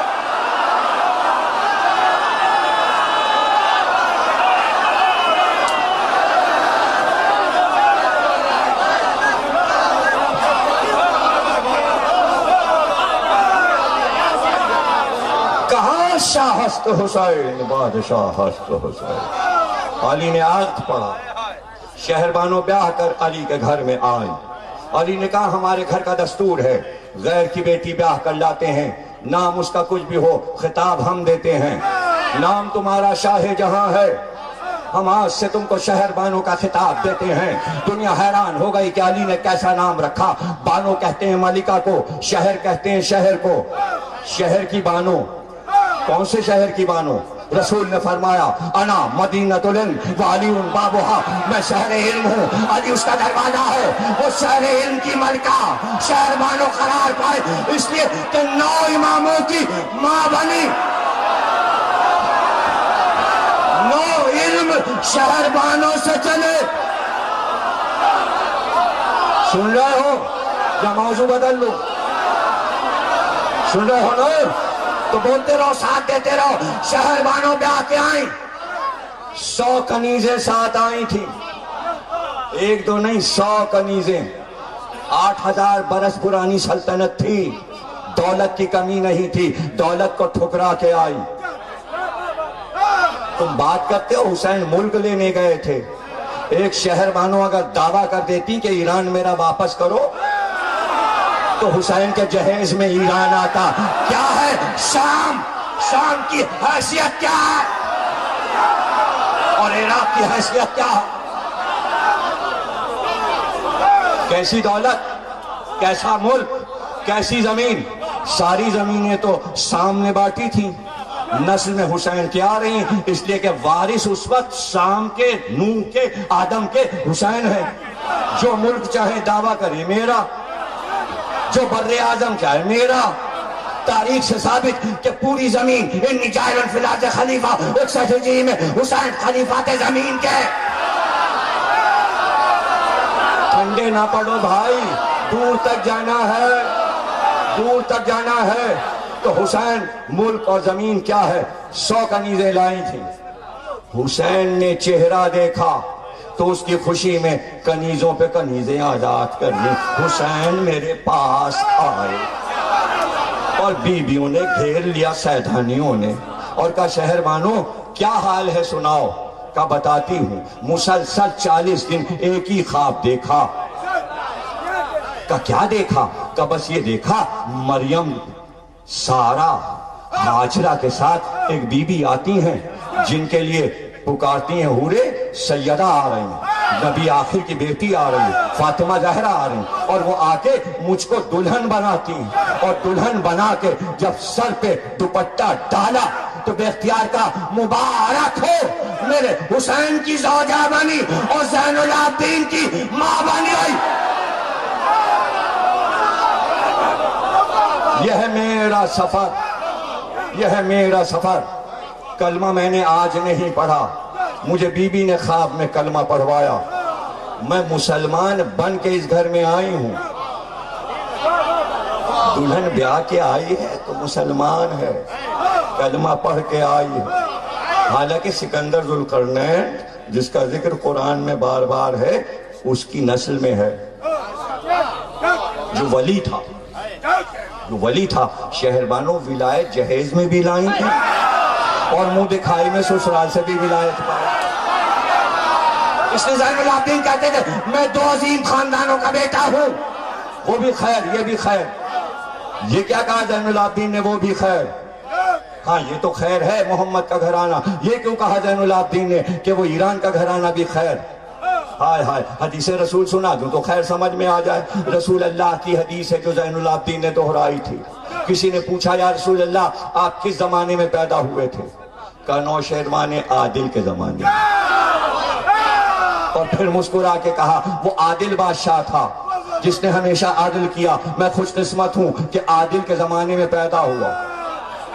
اس نے کہا کچھ اس کے بارے میں بتائیے۔ کہا سنو 2 آدمیوں کے بارے میں بتاتا ہوں، ایک حاتم طائی اور ایک نوشہروان عادل۔ نوشہروان عادل اپنے عدل سے بچ گیا، حاتم طائی اپنی سخاوت سے بچ گیا۔ یہ رسول کی حدیث ہے، وہی زین العابدین نے دہرایا۔ 2 عظیم گھرانوں کا بیٹا ہو، 2 خیر، ادھر بھی خیر ادھر بھی خیر، یعنی شر وہاں نہیں تھا، ادھر بھی شر نہیں تھا، اس لیے کہ ولی کا گھرانہ چل رہا تھا۔ اب وہ تقیہ ہوگا کہ آگ روشن ہوگی۔ آگ روشن ہونے میں کیا پریشانی ہے؟ وہ کرتے یہ تھے کہ آگ جلایا، آتش کدے کے سامنے بیٹھ گئے اور کہتے تھے ہم نماز پڑھ رہے ہیں۔ یہ لفظ فارسی ہے، فارسی نماز فارسی ہے اور یہ پارسیوں کا لفظ ہے۔ وہ کہتے تھے ہم نماز پڑھ رہے ہیں۔ کیوں کہتے تھے؟ نم اور آس۔ نم کہتے ہیں فارسی میں آنسوؤں کو، آس کہتے ہیں آگ کو۔ وہ کہتے تھے ہم گناہوں کی آگ کو اپنے آنسوؤں سے بجھا رہے ہیں، اس لیے اس کو کہتے تھے نماز۔ جب ایران فتح ہوا تو مسلمان نماز کا اصل نام بھول گئے اور فارسی بولنے لگے عرب والے۔ آج تک ہم نماز پڑھنے جا رہے ہیں، حالانکہ فارسی کا لفظ ہے۔ اب لوگ ہم سے کہتے ہیں قرآن سے پڑھا کیجئے، فلاں چیز میں نے پڑھی قرآن سے دکھائیے، تو ایک ہی جواب دیتا ہوں، نماز قرآن میں دکھاؤ۔ لفظ نماز قرآن میں نہیں۔ کیوں چہرے کیوں اتر گئے؟ افسوس ہو رہا ہے کہ ضمیر اختر یہ کیا کہہ رہے ہیں؟ کاش کہ قرآن میں لفظ نماز ہوتا۔ ہے قرآن میں ہے، بار بار ہے، نماز اول ہے، تاکید اللہ نے کی، لیکن کس طرح؟ الصلاۃ۔ قرآن میں کیا نام ہے نماز کا؟ صلاۃ۔ اور آپ کیا کہتے ہیں؟ نماز۔ بدعت ہے کہ نہیں؟ ارے قرآن کے خلاف کر رہے ہو، ایرانیوں سے سن کے تم نے الصلاۃ کا نام نماز کیوں بدلا؟ اور روزہ یہ بھی فارسی، دوسرا رکن، فروع دین کا دوسرا رکن۔ ہم روزے سے ہیں، قرآن میں ہے لفظ روزہ، پھر وہاں کیا نام ہے؟ سوم و صلاۃ کے پابند، نماز روزے کے پابند۔ اتنی بدعتیں تو تم عبادت میں کرتے ہو، پارسیوں کی عبادت کا نام لے کے۔ ہائے ہائے ہائے، پارسیوں کو کافر بھی کہتے ہو، آتش پرست، اور ان کا لفظ لے جائیں ہم نماز پڑھ رہے ہیں۔ ارے نم کے معنی ہے رونا، تو لفظ لے رہا ہوں، میں رو رہا ہوں۔ نماز کے معنی ہے رونا، تو بدعت نہیں ہے؟ مجھے کیا پتا؟ اچھا جو چیز سمجھ میں آ گئی وہ بدل بھی دیے۔ ضیاء-الحق کے دور میں ٹی وی پہ انہوں نے کہا بھائی یہ کیا ہے؟ خدا حافظ۔ خدا فارسی ہے، خدا نام نہیں ہے، قرآن میں نہیں آیا، تو پھر کیا کریں؟ اللہ حافظ۔ عربی آ گئی، خدا حافظ۔ اب کیا کہتے ہیں سب لوگ؟ اللہ حافظ، اللہ حافظ۔ تو نماز کا نام کیوں نہیں؟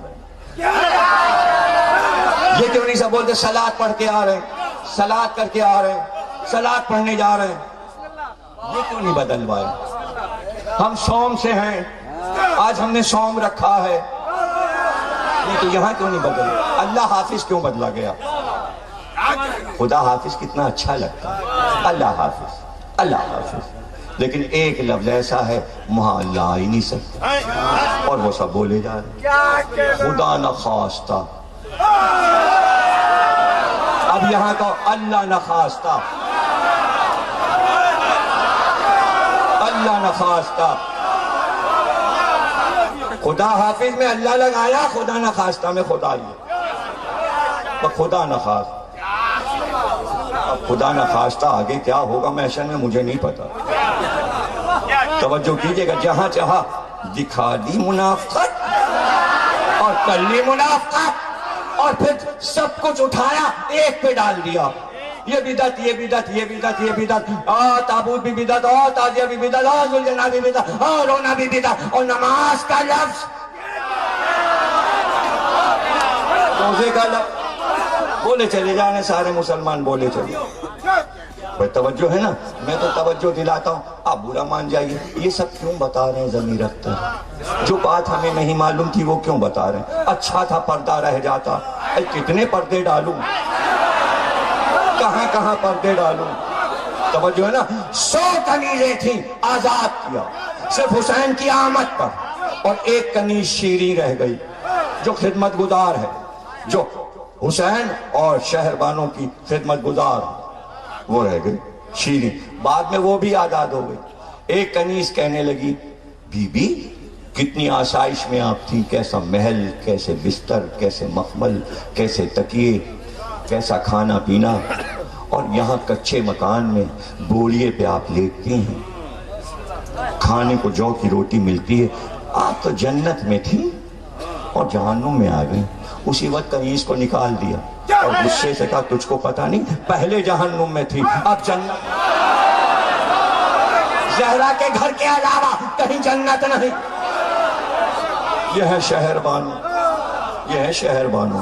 اور 1 سال کے بعد اللہ نے چاند سا بیٹا عطا کیا۔ شہر بانو نے جناب زینب سے کہا کہ چونکہ مولا علی نے مجھے عزت دی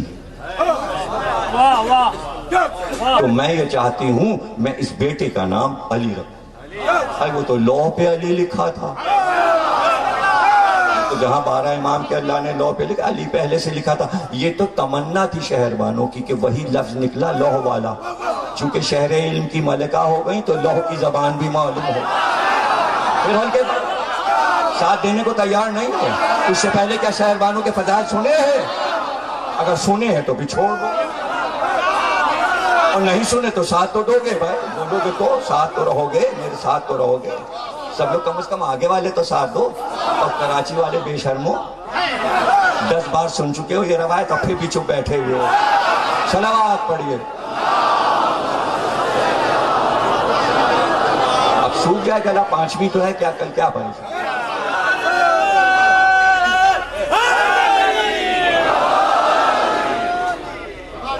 جتنے صوفیہ اول آئے سب زین العابدین کی اولاد۔ ایک ایک جملہ ریسرچ کا ہے، اس پہ بابا نہ نکلے تو میں کیا کروں؟ پہلے جو صوفیہ چلے جن کے مزار بنے وہ امام زین العابدین کی اولاد۔ شروع سے جو غزنوی اور غوری کے دور میں صوفیہ آئے وہ سب عابدی زین العابدین کی اولاد۔ اس کے بعد جو آئے وہ جعفر صادق کی اولاد۔ اس کے بعد جو صوفیہ آئے موسی کاظم کی اولاد۔ چونکہ ننیال اور ددیال سلسلہ شہباز قلندر کا امام زین العابدین پہ ختم ہوتا تھا، اس لیے اس کو سب سے زیادہ محبت کس سے تھی؟ سید الساجدین سے۔ یہیں قریب میں تو ہے نا سیمن، گئے ہونا مزار پہ تو 7-8 برس کا تھا، گھر سے نکل جاتا اور جنگل کے کانٹے توڑے اور بچھا دیے، اور دن بھر اس کا یہ کام تھا۔ بچپن میں 7 سال کی عمر میں کانٹوں پہ چلتا جاتا، اور جب کوئی کہتا کیا کرتے ہو شہباز، کہتا کیوں میرا امام کانٹوں پہ اس طرح چلا۔ ابھی میں مسائل پہ نہیں ہوں، ابھی 20 منٹ ہیں مجھے مسائل پڑھنے میں، صرف فضائل پڑھ رہا ہوں، کانٹوں پہ چلتا جاتا۔ اور ظاہر ہے کہ وہ بشارت سے پیدا ہوا تھا، جب پیدا ہوا تو سرخ و سفید تھا، چونکہ یاقوتی رنگ تھا. یاقوت کو کہتے ہیں لال، اس لیے ماں نے کہا لال. بیٹھو رہو، ماں نے کہا لال. چونکہ زین العابدین کی نسل میں تھا، باپ نے کہا حسینی. باپ نے خواب دیکھا حسین آئے. پیدا ہونے سے پہلے ایک شہباز سفید رنگ کا ہاتھ میں تھا. شہباز قلندر کے باپ کو دیا شہباز. حسین نے کہا یہ میری امانت سنبھالو شہباز. ماں نے کہا لال، خاندان نے کہا حسینی، باپ نے کہا شہباز. ترکی کی طرف سے لفظ آیا قلندر یعنی آزاد. اب لفظ پورا بنا حسینی، لال، شہباز، قلندر. یہ کیسے سندھی میرے سامنے بیٹھے ہیں؟ کہاں ہیں؟ ارے سندھ والے کہاں ہیں؟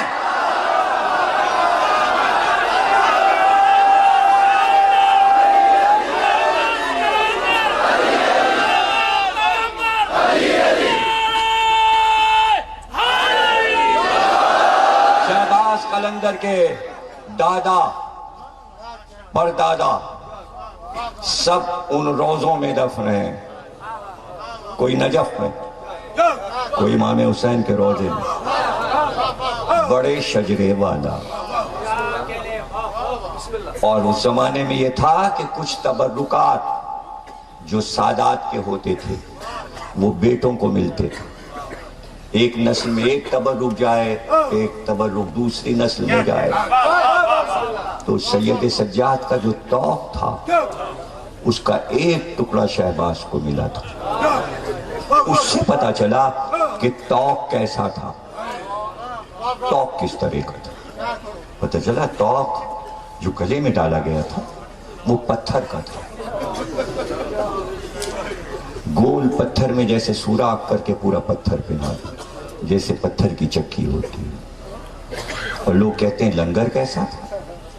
تو مجھے ٹنڈو آغا کے آغا صاحب نے کلیج بیگ کے پوتے نے بتایا اور انہوں نے مجھے وہ ٹکڑا دکھایا کہ اس کا ایک ٹکڑا میرے پاس ہے اور ایک ٹکڑا شہباز کے مزار میں قبر کے اوپر چاندی میں لٹکا ہوا. انہوں نے وہ ٹکڑا مجھے دکھا کے بتایا کہ کیا وجہ تھی. شہباز جب جوان ہوئے اس کو اپنے خاندانی روایت کے مطابق باپ دادا نے بتایا تھا کہ زین العابدین کو جو لنگر پہنایا گیا تھا وہ ایسا تھا کہ دونوں ہاتھ اس طرح کر دیے گئے تھے اور ایک پتھر کا ٹکڑا نیچے اور اس پر سے ایک پتھر کا ٹکڑا اور پھر ایک پتھر کا ٹکڑا اور بیچ میں سوراخ تھا، وہ پہنا دیا گیا تھا. منو وزن تھا اور اس سے زنجیریں لٹکائی گئی تھیں اور وہ زنجیریں گھما کر کمر میں باندھی گئی تھی اور پھر وہی زنجیریں پیروں تک گئی تھی اور وہی ہاتھ سے بندھی ہوئی تھی. اور اس میں سوراخ جو تھا پتھر میں زین العابدین نہ ایسے کر سکتے تھے نہ ایسے کر سکتے تھے. ابھی میں مسائل پہ نہیں ہوں، آپ کا دل چاہے روئیے، ابھی تو میں فضائل پہ ہوں. گردن نہیں ہلا سکتے تھے. تو اب جب اس کو یہ پتا چلا تو اس نے اسی طرح کا لنگر بنوایا شہباز قلندر نے. شہباز اس لیے مشہور ہے کہ اسی طرح کا لنگر، اتنی بھاری زنجیریں اور عاشور کے دن وہ لنگر پہن کر اور وہ گلے میں توق پتھر کا پہن کر اور کمر میں زنجیریں باندھ کر اور کالے کپڑے پہن کر کانٹے بچھوا دیتا. اور جب جلوس چلتا تو وہ نوبت بجتی جو آج بھی بجتی ہے شہباز کے مزار پر. اور وہ یہ دیکھتا تصور میں کہ شام کے بازار میں زین العابدین کیسے جا رہے ہیں تو وہ اس کے وزن سے لنگر کے کبھی ایسے جھکتا کبھی ایسے جھکتا اور یہاں کے ہندوؤں کو بتاتا میرا امام شام کے بازار میں لوہے اور پتھر کو سنبھالے. اس طرح چل رہا تھا، اس میں کوئی پریشانی نہ ہو. جب لوگوں نے شہباز کی نقل کی بعد میں وہی صورت بن گئی جو باجے پر دھمال ہوتا ہے. وہ شہباز کی نقل ہے، زین العابدین کی نقل نہیں ہے. اس میں کوئی فقہ کا مسئلہ نہیں ہے، اس میں شریعت کا مسئلہ نہیں ہے. اس لیے کہ مزار والے نہ شریعت پہ چلتے ہیں نہ فقہ پر، وہ طریقت پہ چلتے ہیں. وہ صرف عزاداری جانتے ہیں، وہ شریعت نہیں جانتے. بس صرف حسین کو روتے ہیں، تو آج بھی اس کا نام حسینی قلندر ہے۔ اور جو مزار پہ جاتے ہیں وہاں ماتم بھی ہوتا ہے، وہاں ہر مراسم مزار کے ہوتے ہیں۔ تبلیغ کی اس نے اپنا جلال بھی دکھایا، اس نے شہر کو الٹ پلٹ بھی کر دیا، اس لیے کہ اس کو ورثے میں ملا ہے۔ بھائی ورثے میں ملا ہے، اس کا دادا امام محمد باقر ہے، اس کو ورثے میں ملا ہے کہ شہر کو پلٹ دے۔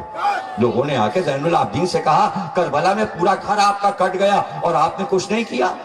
اگر آپ اتنے سجدے کر رہے ہیں تو آپ کا رب کیا یہ سجدے پسند نہیں کرتا؟ آپ اپنے رب سے کہتے تو آپ کے دشمن سارے غرق ہو جاتے۔ کہ دیکھنا چاہتے ہو؟ دیکھنا چاہتے ہو؟ تم چاہتے ہو ہم جلال میں آ جائیں؟ ارے بعد کربلا ہم نے دعائیں مانگی ہیں کہ ہم جلال میں نہ آئیں۔ کہاں سن رہا؟ زین العابدین کی مجلس ہے، جس شان سے سننا چاہیے فاتح خیبر کی طرح اس طرح سنو۔ کہ دیکھنا چاہتے ہو؟ بیٹے کو بلایا محمد باقر کو اور دھاگے کی ایک پیچک لا کے دی۔ کہ یہ 2 دھاگے کی پیچکیں ہیں، بیٹا یہ لے جاؤ اور مسجد نبوی کی چھت پہ چڑھ جانا، ایک ڈورا ایک مینار میں باندھنا، دوسرا ڈورا دوسرے مینار میں، اور اس کے بعد ڈورے کو ہلکے سے انگلی سے جنبش دینا۔ بس محمد باقر گئے، ایک ڈورا ایک مینار میں باندھا، دوسرا ڈورا دوسرے مینار میں باندھا اور دھاگے کو جنبش دی۔ مدینے کی زمین ہے، کیا سن رہا؟ کیا سن رہا؟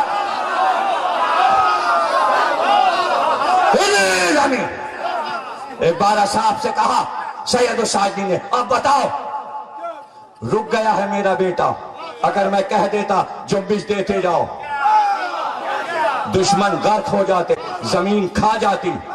اس کے بعد غلام کو بھیجا، کہا بیٹے واپس آ جاؤ۔ بیٹا واپس آ گیا۔ کہا تم کیا سمجھتے ہو؟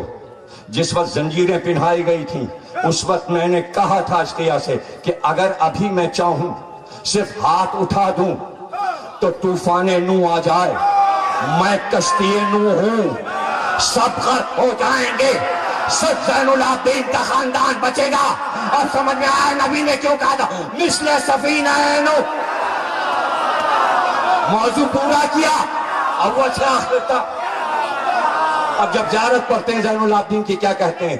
آئے آدم ثانی، آئے نوح ثانی، حافظ کی بیٹی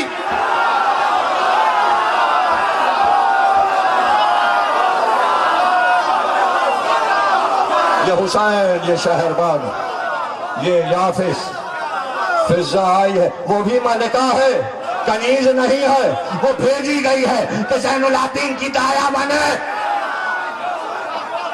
گود میں پالے، گود میں پالے۔ تو اتنی عزت دی فضہ کو، کنیز تھی، اتنی عزت دی کہ دسترخوان پر فضہ کے ساتھ نہیں بیٹھتے تھے، کہتے تھے کہیں ایسا نہ ہو کہ کوئی کھانا ایسا ہو جس پہ فضہ کی بھی نظر ہو اور میری بھی، اور میں پہلے نوالا اٹھا لوں فضہ سے۔ احترام فضہ، صرف پالنے کا، گود میں کھلانے کا۔ اللہ اکبر، اللہ اکبر۔ کیا میں بیان کروں فضائل امام زین العابدین؟ دعویٰ کر دیا محمد حنفیہ نے میں امام ہوں بعد کربلا۔ زین العابدین نے کہا چچا میں امام ہوں۔ کہا تو پھر چلیے خانہ کعبہ میں فیصلہ ہو جائے، 2 رکعت نماز پڑھیے، حجر اسود سے کہیے گواہی دے۔ محمد حنفیہ نے 2 رکعت پڑھی، پتھر نہیں بولا۔ مجمع تو حاجی، لوگ سمجھے چچا بھتیجے میں جھگڑا ہو گیا، لیکن دنیا والوں کو پتہ ہی نہیں اس گھر کے چچا بھتیجے ہوتے کیا ہیں۔ نہ ابو طالب جیسے چچا کو سمجھے، نہ محمد جیسے بھتیجے کو، نہ محمد حنفیہ جیسے چچا کو سمجھے، نہ زین العابدین جیسے بھتیجے کو، نہ جعفر جیسے چچا کو سمجھے، نہ مہدی جیسے بھتیجے کو۔ یہ باہر سے یہ چیزیں سمجھ میں نہیں آتی، یہ روحانی معرفت کے مسئلے ہیں۔ 2 رکعت نماز سید الساجدین نے پڑھی، پتھر سے کہا گواہی دے، تب تو پتہ چلا پتھر گواہ ہے۔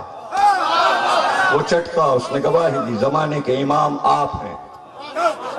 نہیں سمجھے، چچا نے دعویٰ نہیں کیا تھا امامت کا، چچا نے زین العابدین کا غدیر قم بنایا تھا۔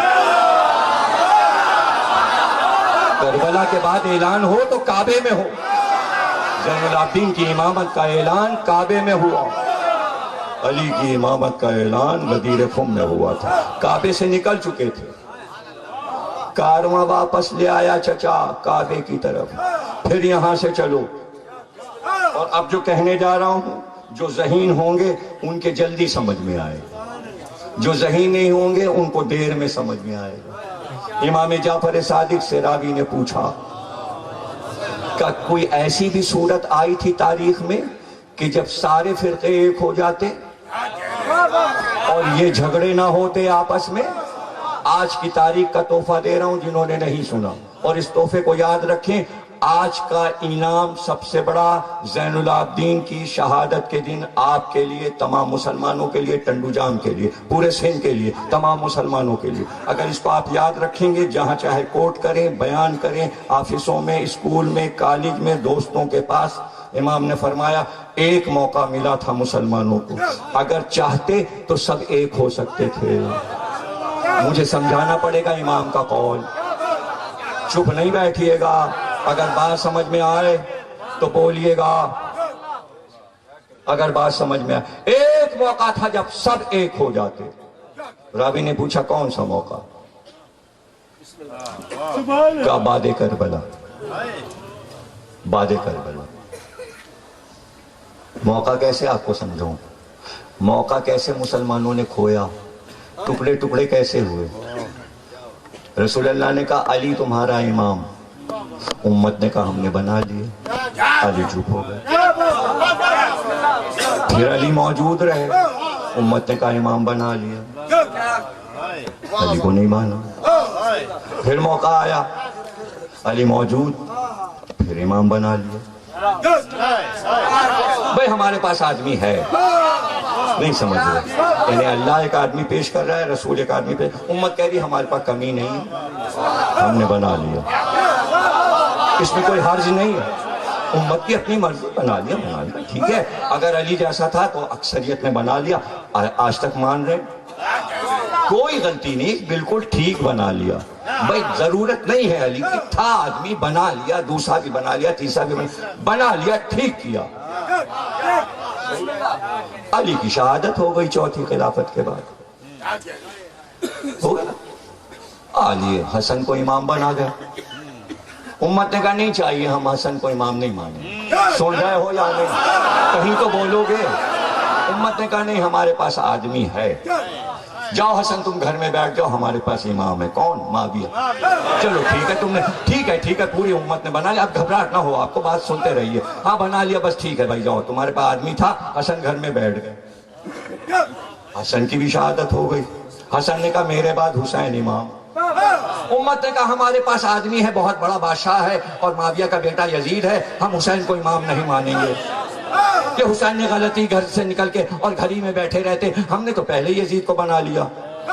تو ہر بار امت کو آدمی مل گیا. پھر سے سن لیجئے, جب علی کی باری امامت کی آئی امت کو آدمی مل گیا, جب حسن کی باری آئی امت کو آدمی مل گیا, جب حسین کی باری آئی آدمی مل گیا. یزید 3 سال کے بعد مر گیا, اس کے بیٹے نے تخت سے انکار کر دیا, بادشاہ تخت پہ تھا نہیں. اب نہ بنی امیہ بادشاہ, اب امت کے پاس آدمی نہیں تھا, امام ایک تھا, لیکن سب کے سمجھ میں نہیں آیا, کیا کروں. کون کہہ رہا ہے؟ جعفر صادق. کربلا کے بعد امت کے پاس آدمی ختم ہو گئے, نہ کوئی خلیفہ, نہ کوئی بادشاہ. یزید مر گیا, بیٹا بھی مر گیا, بنی امیہ تباہ برباد. امت کے پاس آدمی نہیں, امت کے پاس آدمی نہیں. سید الساجدین اکیلے ڈھونڈ رہے ہیں, آدمی نہیں مل رہا. میں نے کوئی سوال کیا, ہسٹری پڑھنے والے کیا یہ تلاش نہیں کریں گے کہ یزید جب مر گیا تو آدمی تھا امت کے پاس, تخت خالی پڑا ہوا, بیٹا 14 سال کا تھا, اس نے انکار کر دیا. اس کا قصہ سنا ہے, اس کا نام بھی معاویہ, یزید کے بیٹے کا نام بھی. 14 سال کا, اس کو لایا گیا. آپ کے ابا مر گئے, یہ تخت آپ پر, بنی امیہ کی سلطنت کے آپ مالک ہیں. اس نے کھڑے ہو کے تخت کے پاس ایک طویل خطبہ پڑھا, توحید پڑھی, عادل پڑھا، محمد کی تعریف کی، پھر علی کی تعریف کی، پھر حسن کی تعریف کی، پھر حسین کی تعریف کی، اور اس کے بعد اس نے کہا یہ وہ تخت ہے جس کے پائے خون حسین میں ڈوبے، میں اس کو ٹھوکر مارتا ہوں۔ وہ تاج جو یزید اور معاویہ کا رکھا تھا کہ میں اسے ٹھکراتا ہوں، یہ کہہ کے پیر سے تاج کو لڑکا دیا۔ اور جس تاج کو یزید کے بیٹے نے ٹھوکر ماری، حسین لے کے کیا کرتے ہیں؟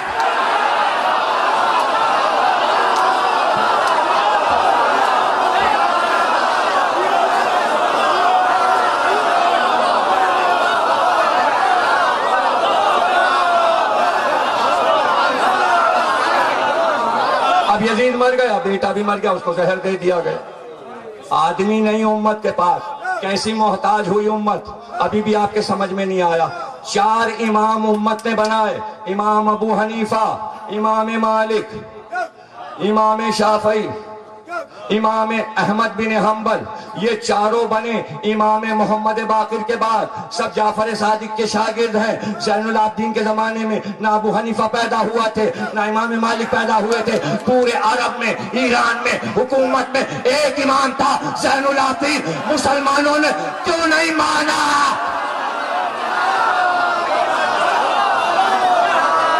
کیوں نہیں مانا؟ اتحاد کا موقع اللہ نے دیا تھا،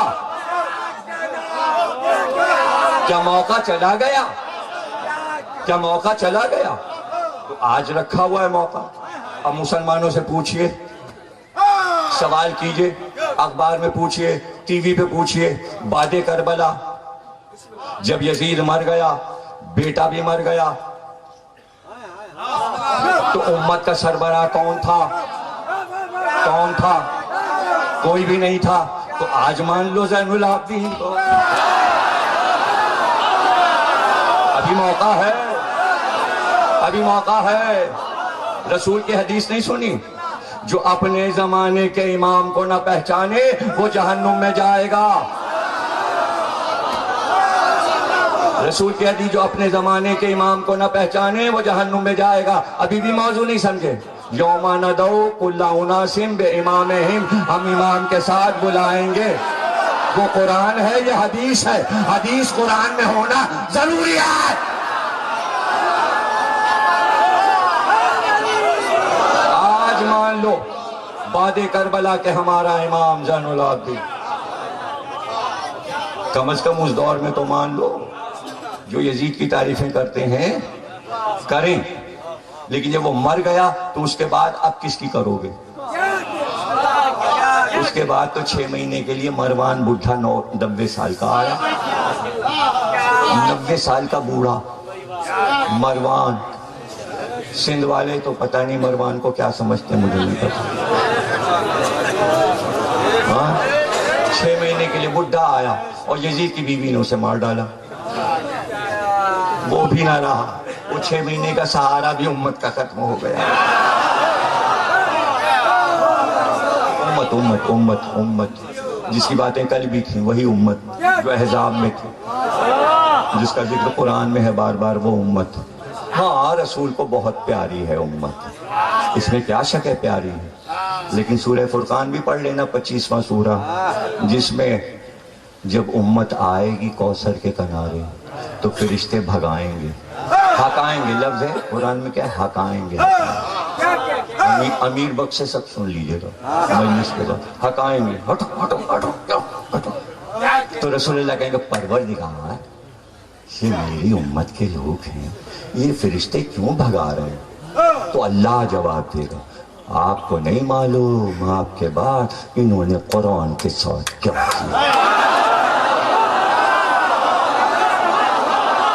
حدیث نہیں پڑھنا، سورہ فرقان بی اے میں، اسلامیات میں سورہ فرقان کورس میں ہے، کالج میں اسلامیات میں۔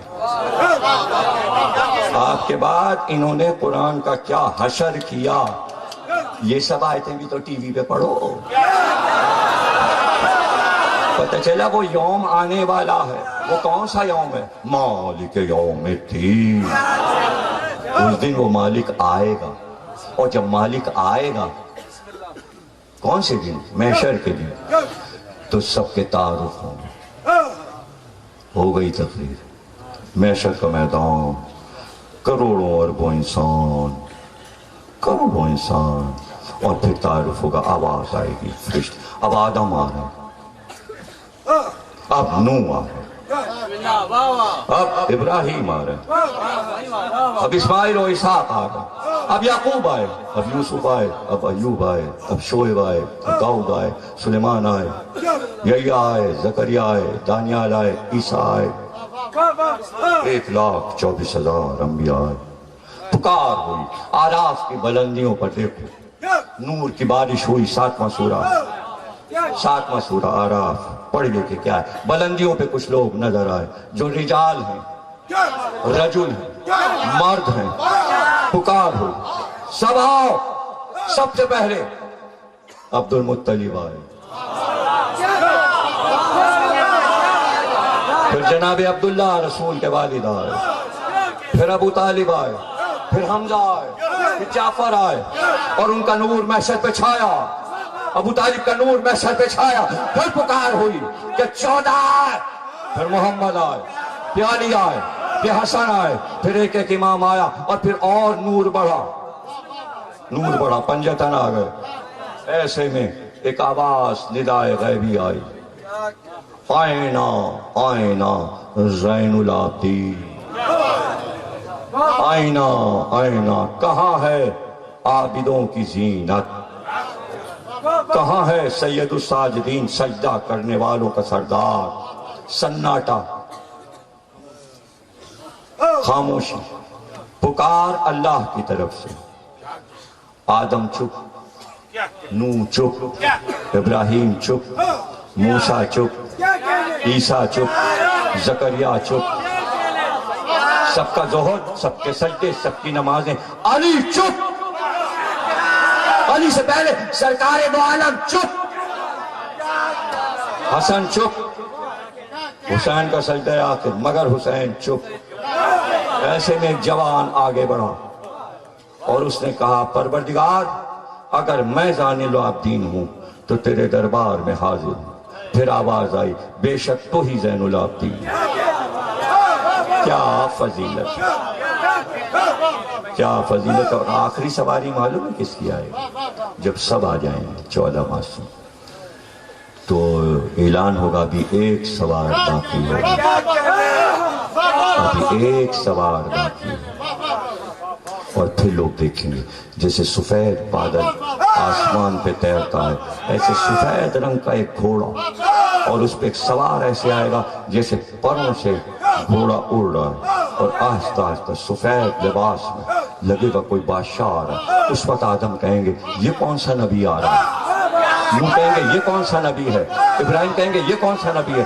موسیٰ اور عیسیٰ کہیں گے یہ کون سا نبی ہے، اور امام تو سارے آ گئے، پھر عرش سے آواز آئے گی یہ عباس ہے،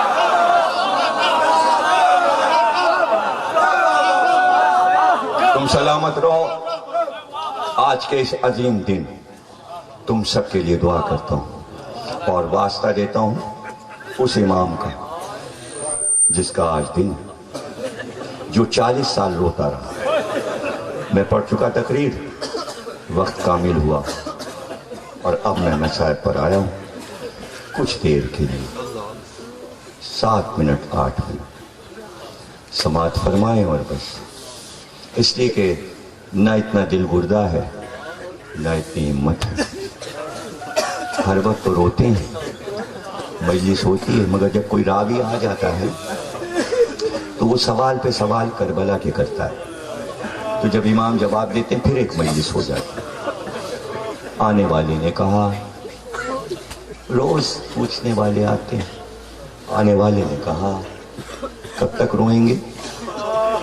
کا انصاف نہیں کیا تم نے؟ یعقوب کے 12 بیٹے تھے، کہاں کا تو 11 تو پاس تھے، ایک ہی تو بچھڑا تھا، اتنا روئے کہ پوری زندگی روئے، اور دیدے بہہ گئے، اندھے ہو گئے، بینائی چلی گئی، ایک کو روئے۔ تجھے پتا ہے میرے 18 یوسف کربلا میں کاٹ ڈالے گئے، تو پوچھتا ہے کب تک روئیں گے؟ کب تک روئیں گے؟ پھر دن اور ایک راوی آیا، اس نے کہا دیکھیے آپ کب تک روئیں گے؟ اور رونا تو جو ہے وہ آپ کو نہیں چاہیے، اس لیے کہ شہادت آپ کی میراث ہے۔ کہ بے شک شہادت ہماری میراث ہے، اجداد سے شہادت ملی ہے، لیکن کیا یہ بھی میری میراث ہے کہ پھوپھیاں اور ماں اور بہنیں ننگے سر بازار میں لائی گئی؟ اور تو پوچھتا ہے کہ میں کب تک روؤں گا؟ اب وجہ معلوم ہے زین العابدین کیوں روتے رہے؟ پرسہ دیجئے رسول خدا کو، مولا علی کو، جناب فاطمہ کو، ان کے پوتا کا پرسہ دیجئے، امام محمد باقر کو یتیمی کا پرسہ دیجئے، آہستہ آہستہ سنتے جائیے اور گریہ کرتے جائیے۔ اس نے پوچھا کربلا کی لڑائی ختم ہوئی، یہ بتائیے کہ پتہ نہیں چلا کون جیتا اور کون ہارا؟ کہ تجھے ابھی تک نہیں پتہ چلا؟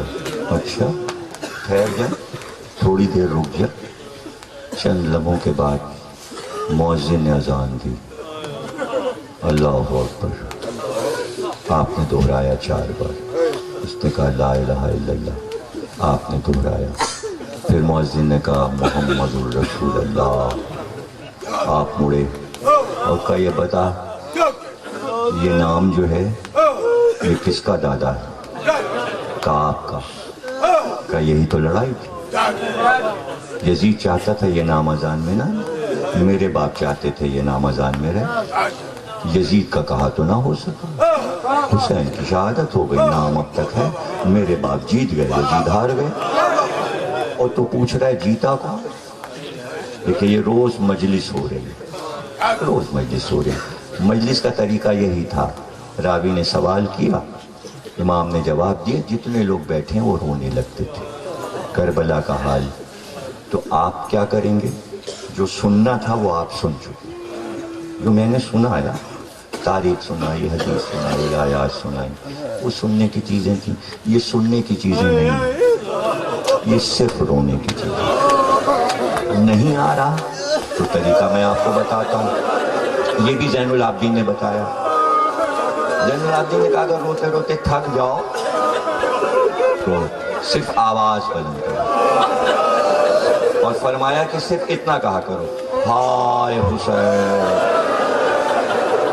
طریقہ سنیے، سن لیجئے، یاد کر لیجئے۔ زین العابدین نے کہا بس اتنا زبان سے کہو، پھر دیکھو کتنا گریا۔ کیا کہو؟ غریب حسین، بے نوا حسین،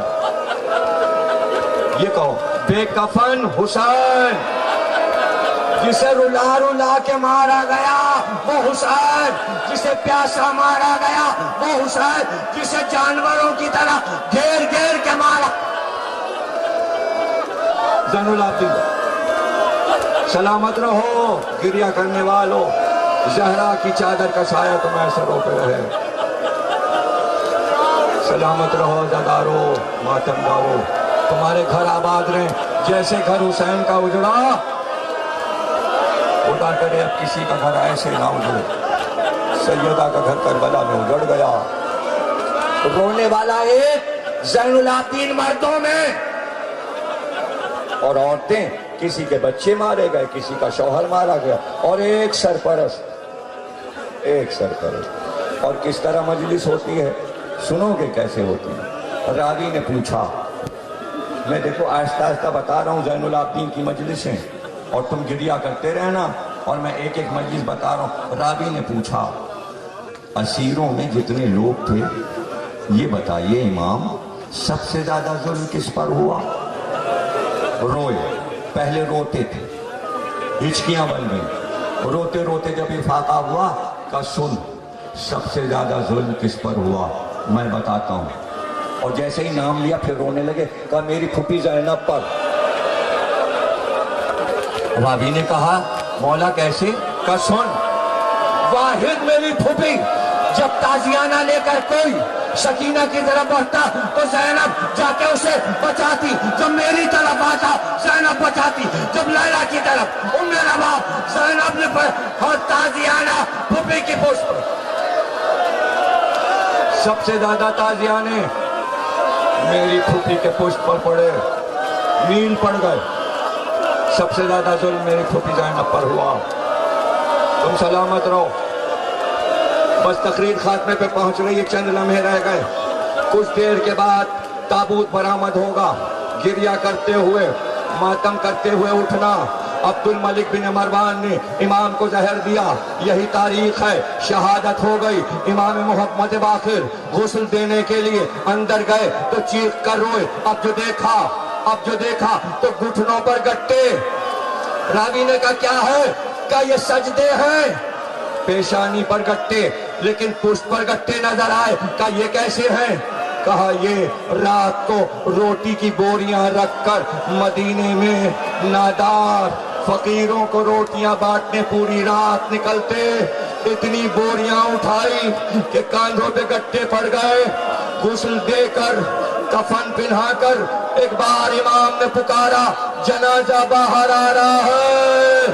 سید سجاد کا جنازہ باہر آ رہا ہے. جیسے ہی جنازہ آیا ایک بار پکار ہوئی، زین العابدین کا جنازہ جنت البقیع میں جب دفن کیا گیا، حسن کے پہلو میں، چچا کے پہلو میں بھتیجا، اور ماں قاسم حسین کے پہلو میں یا حسین یا حسین.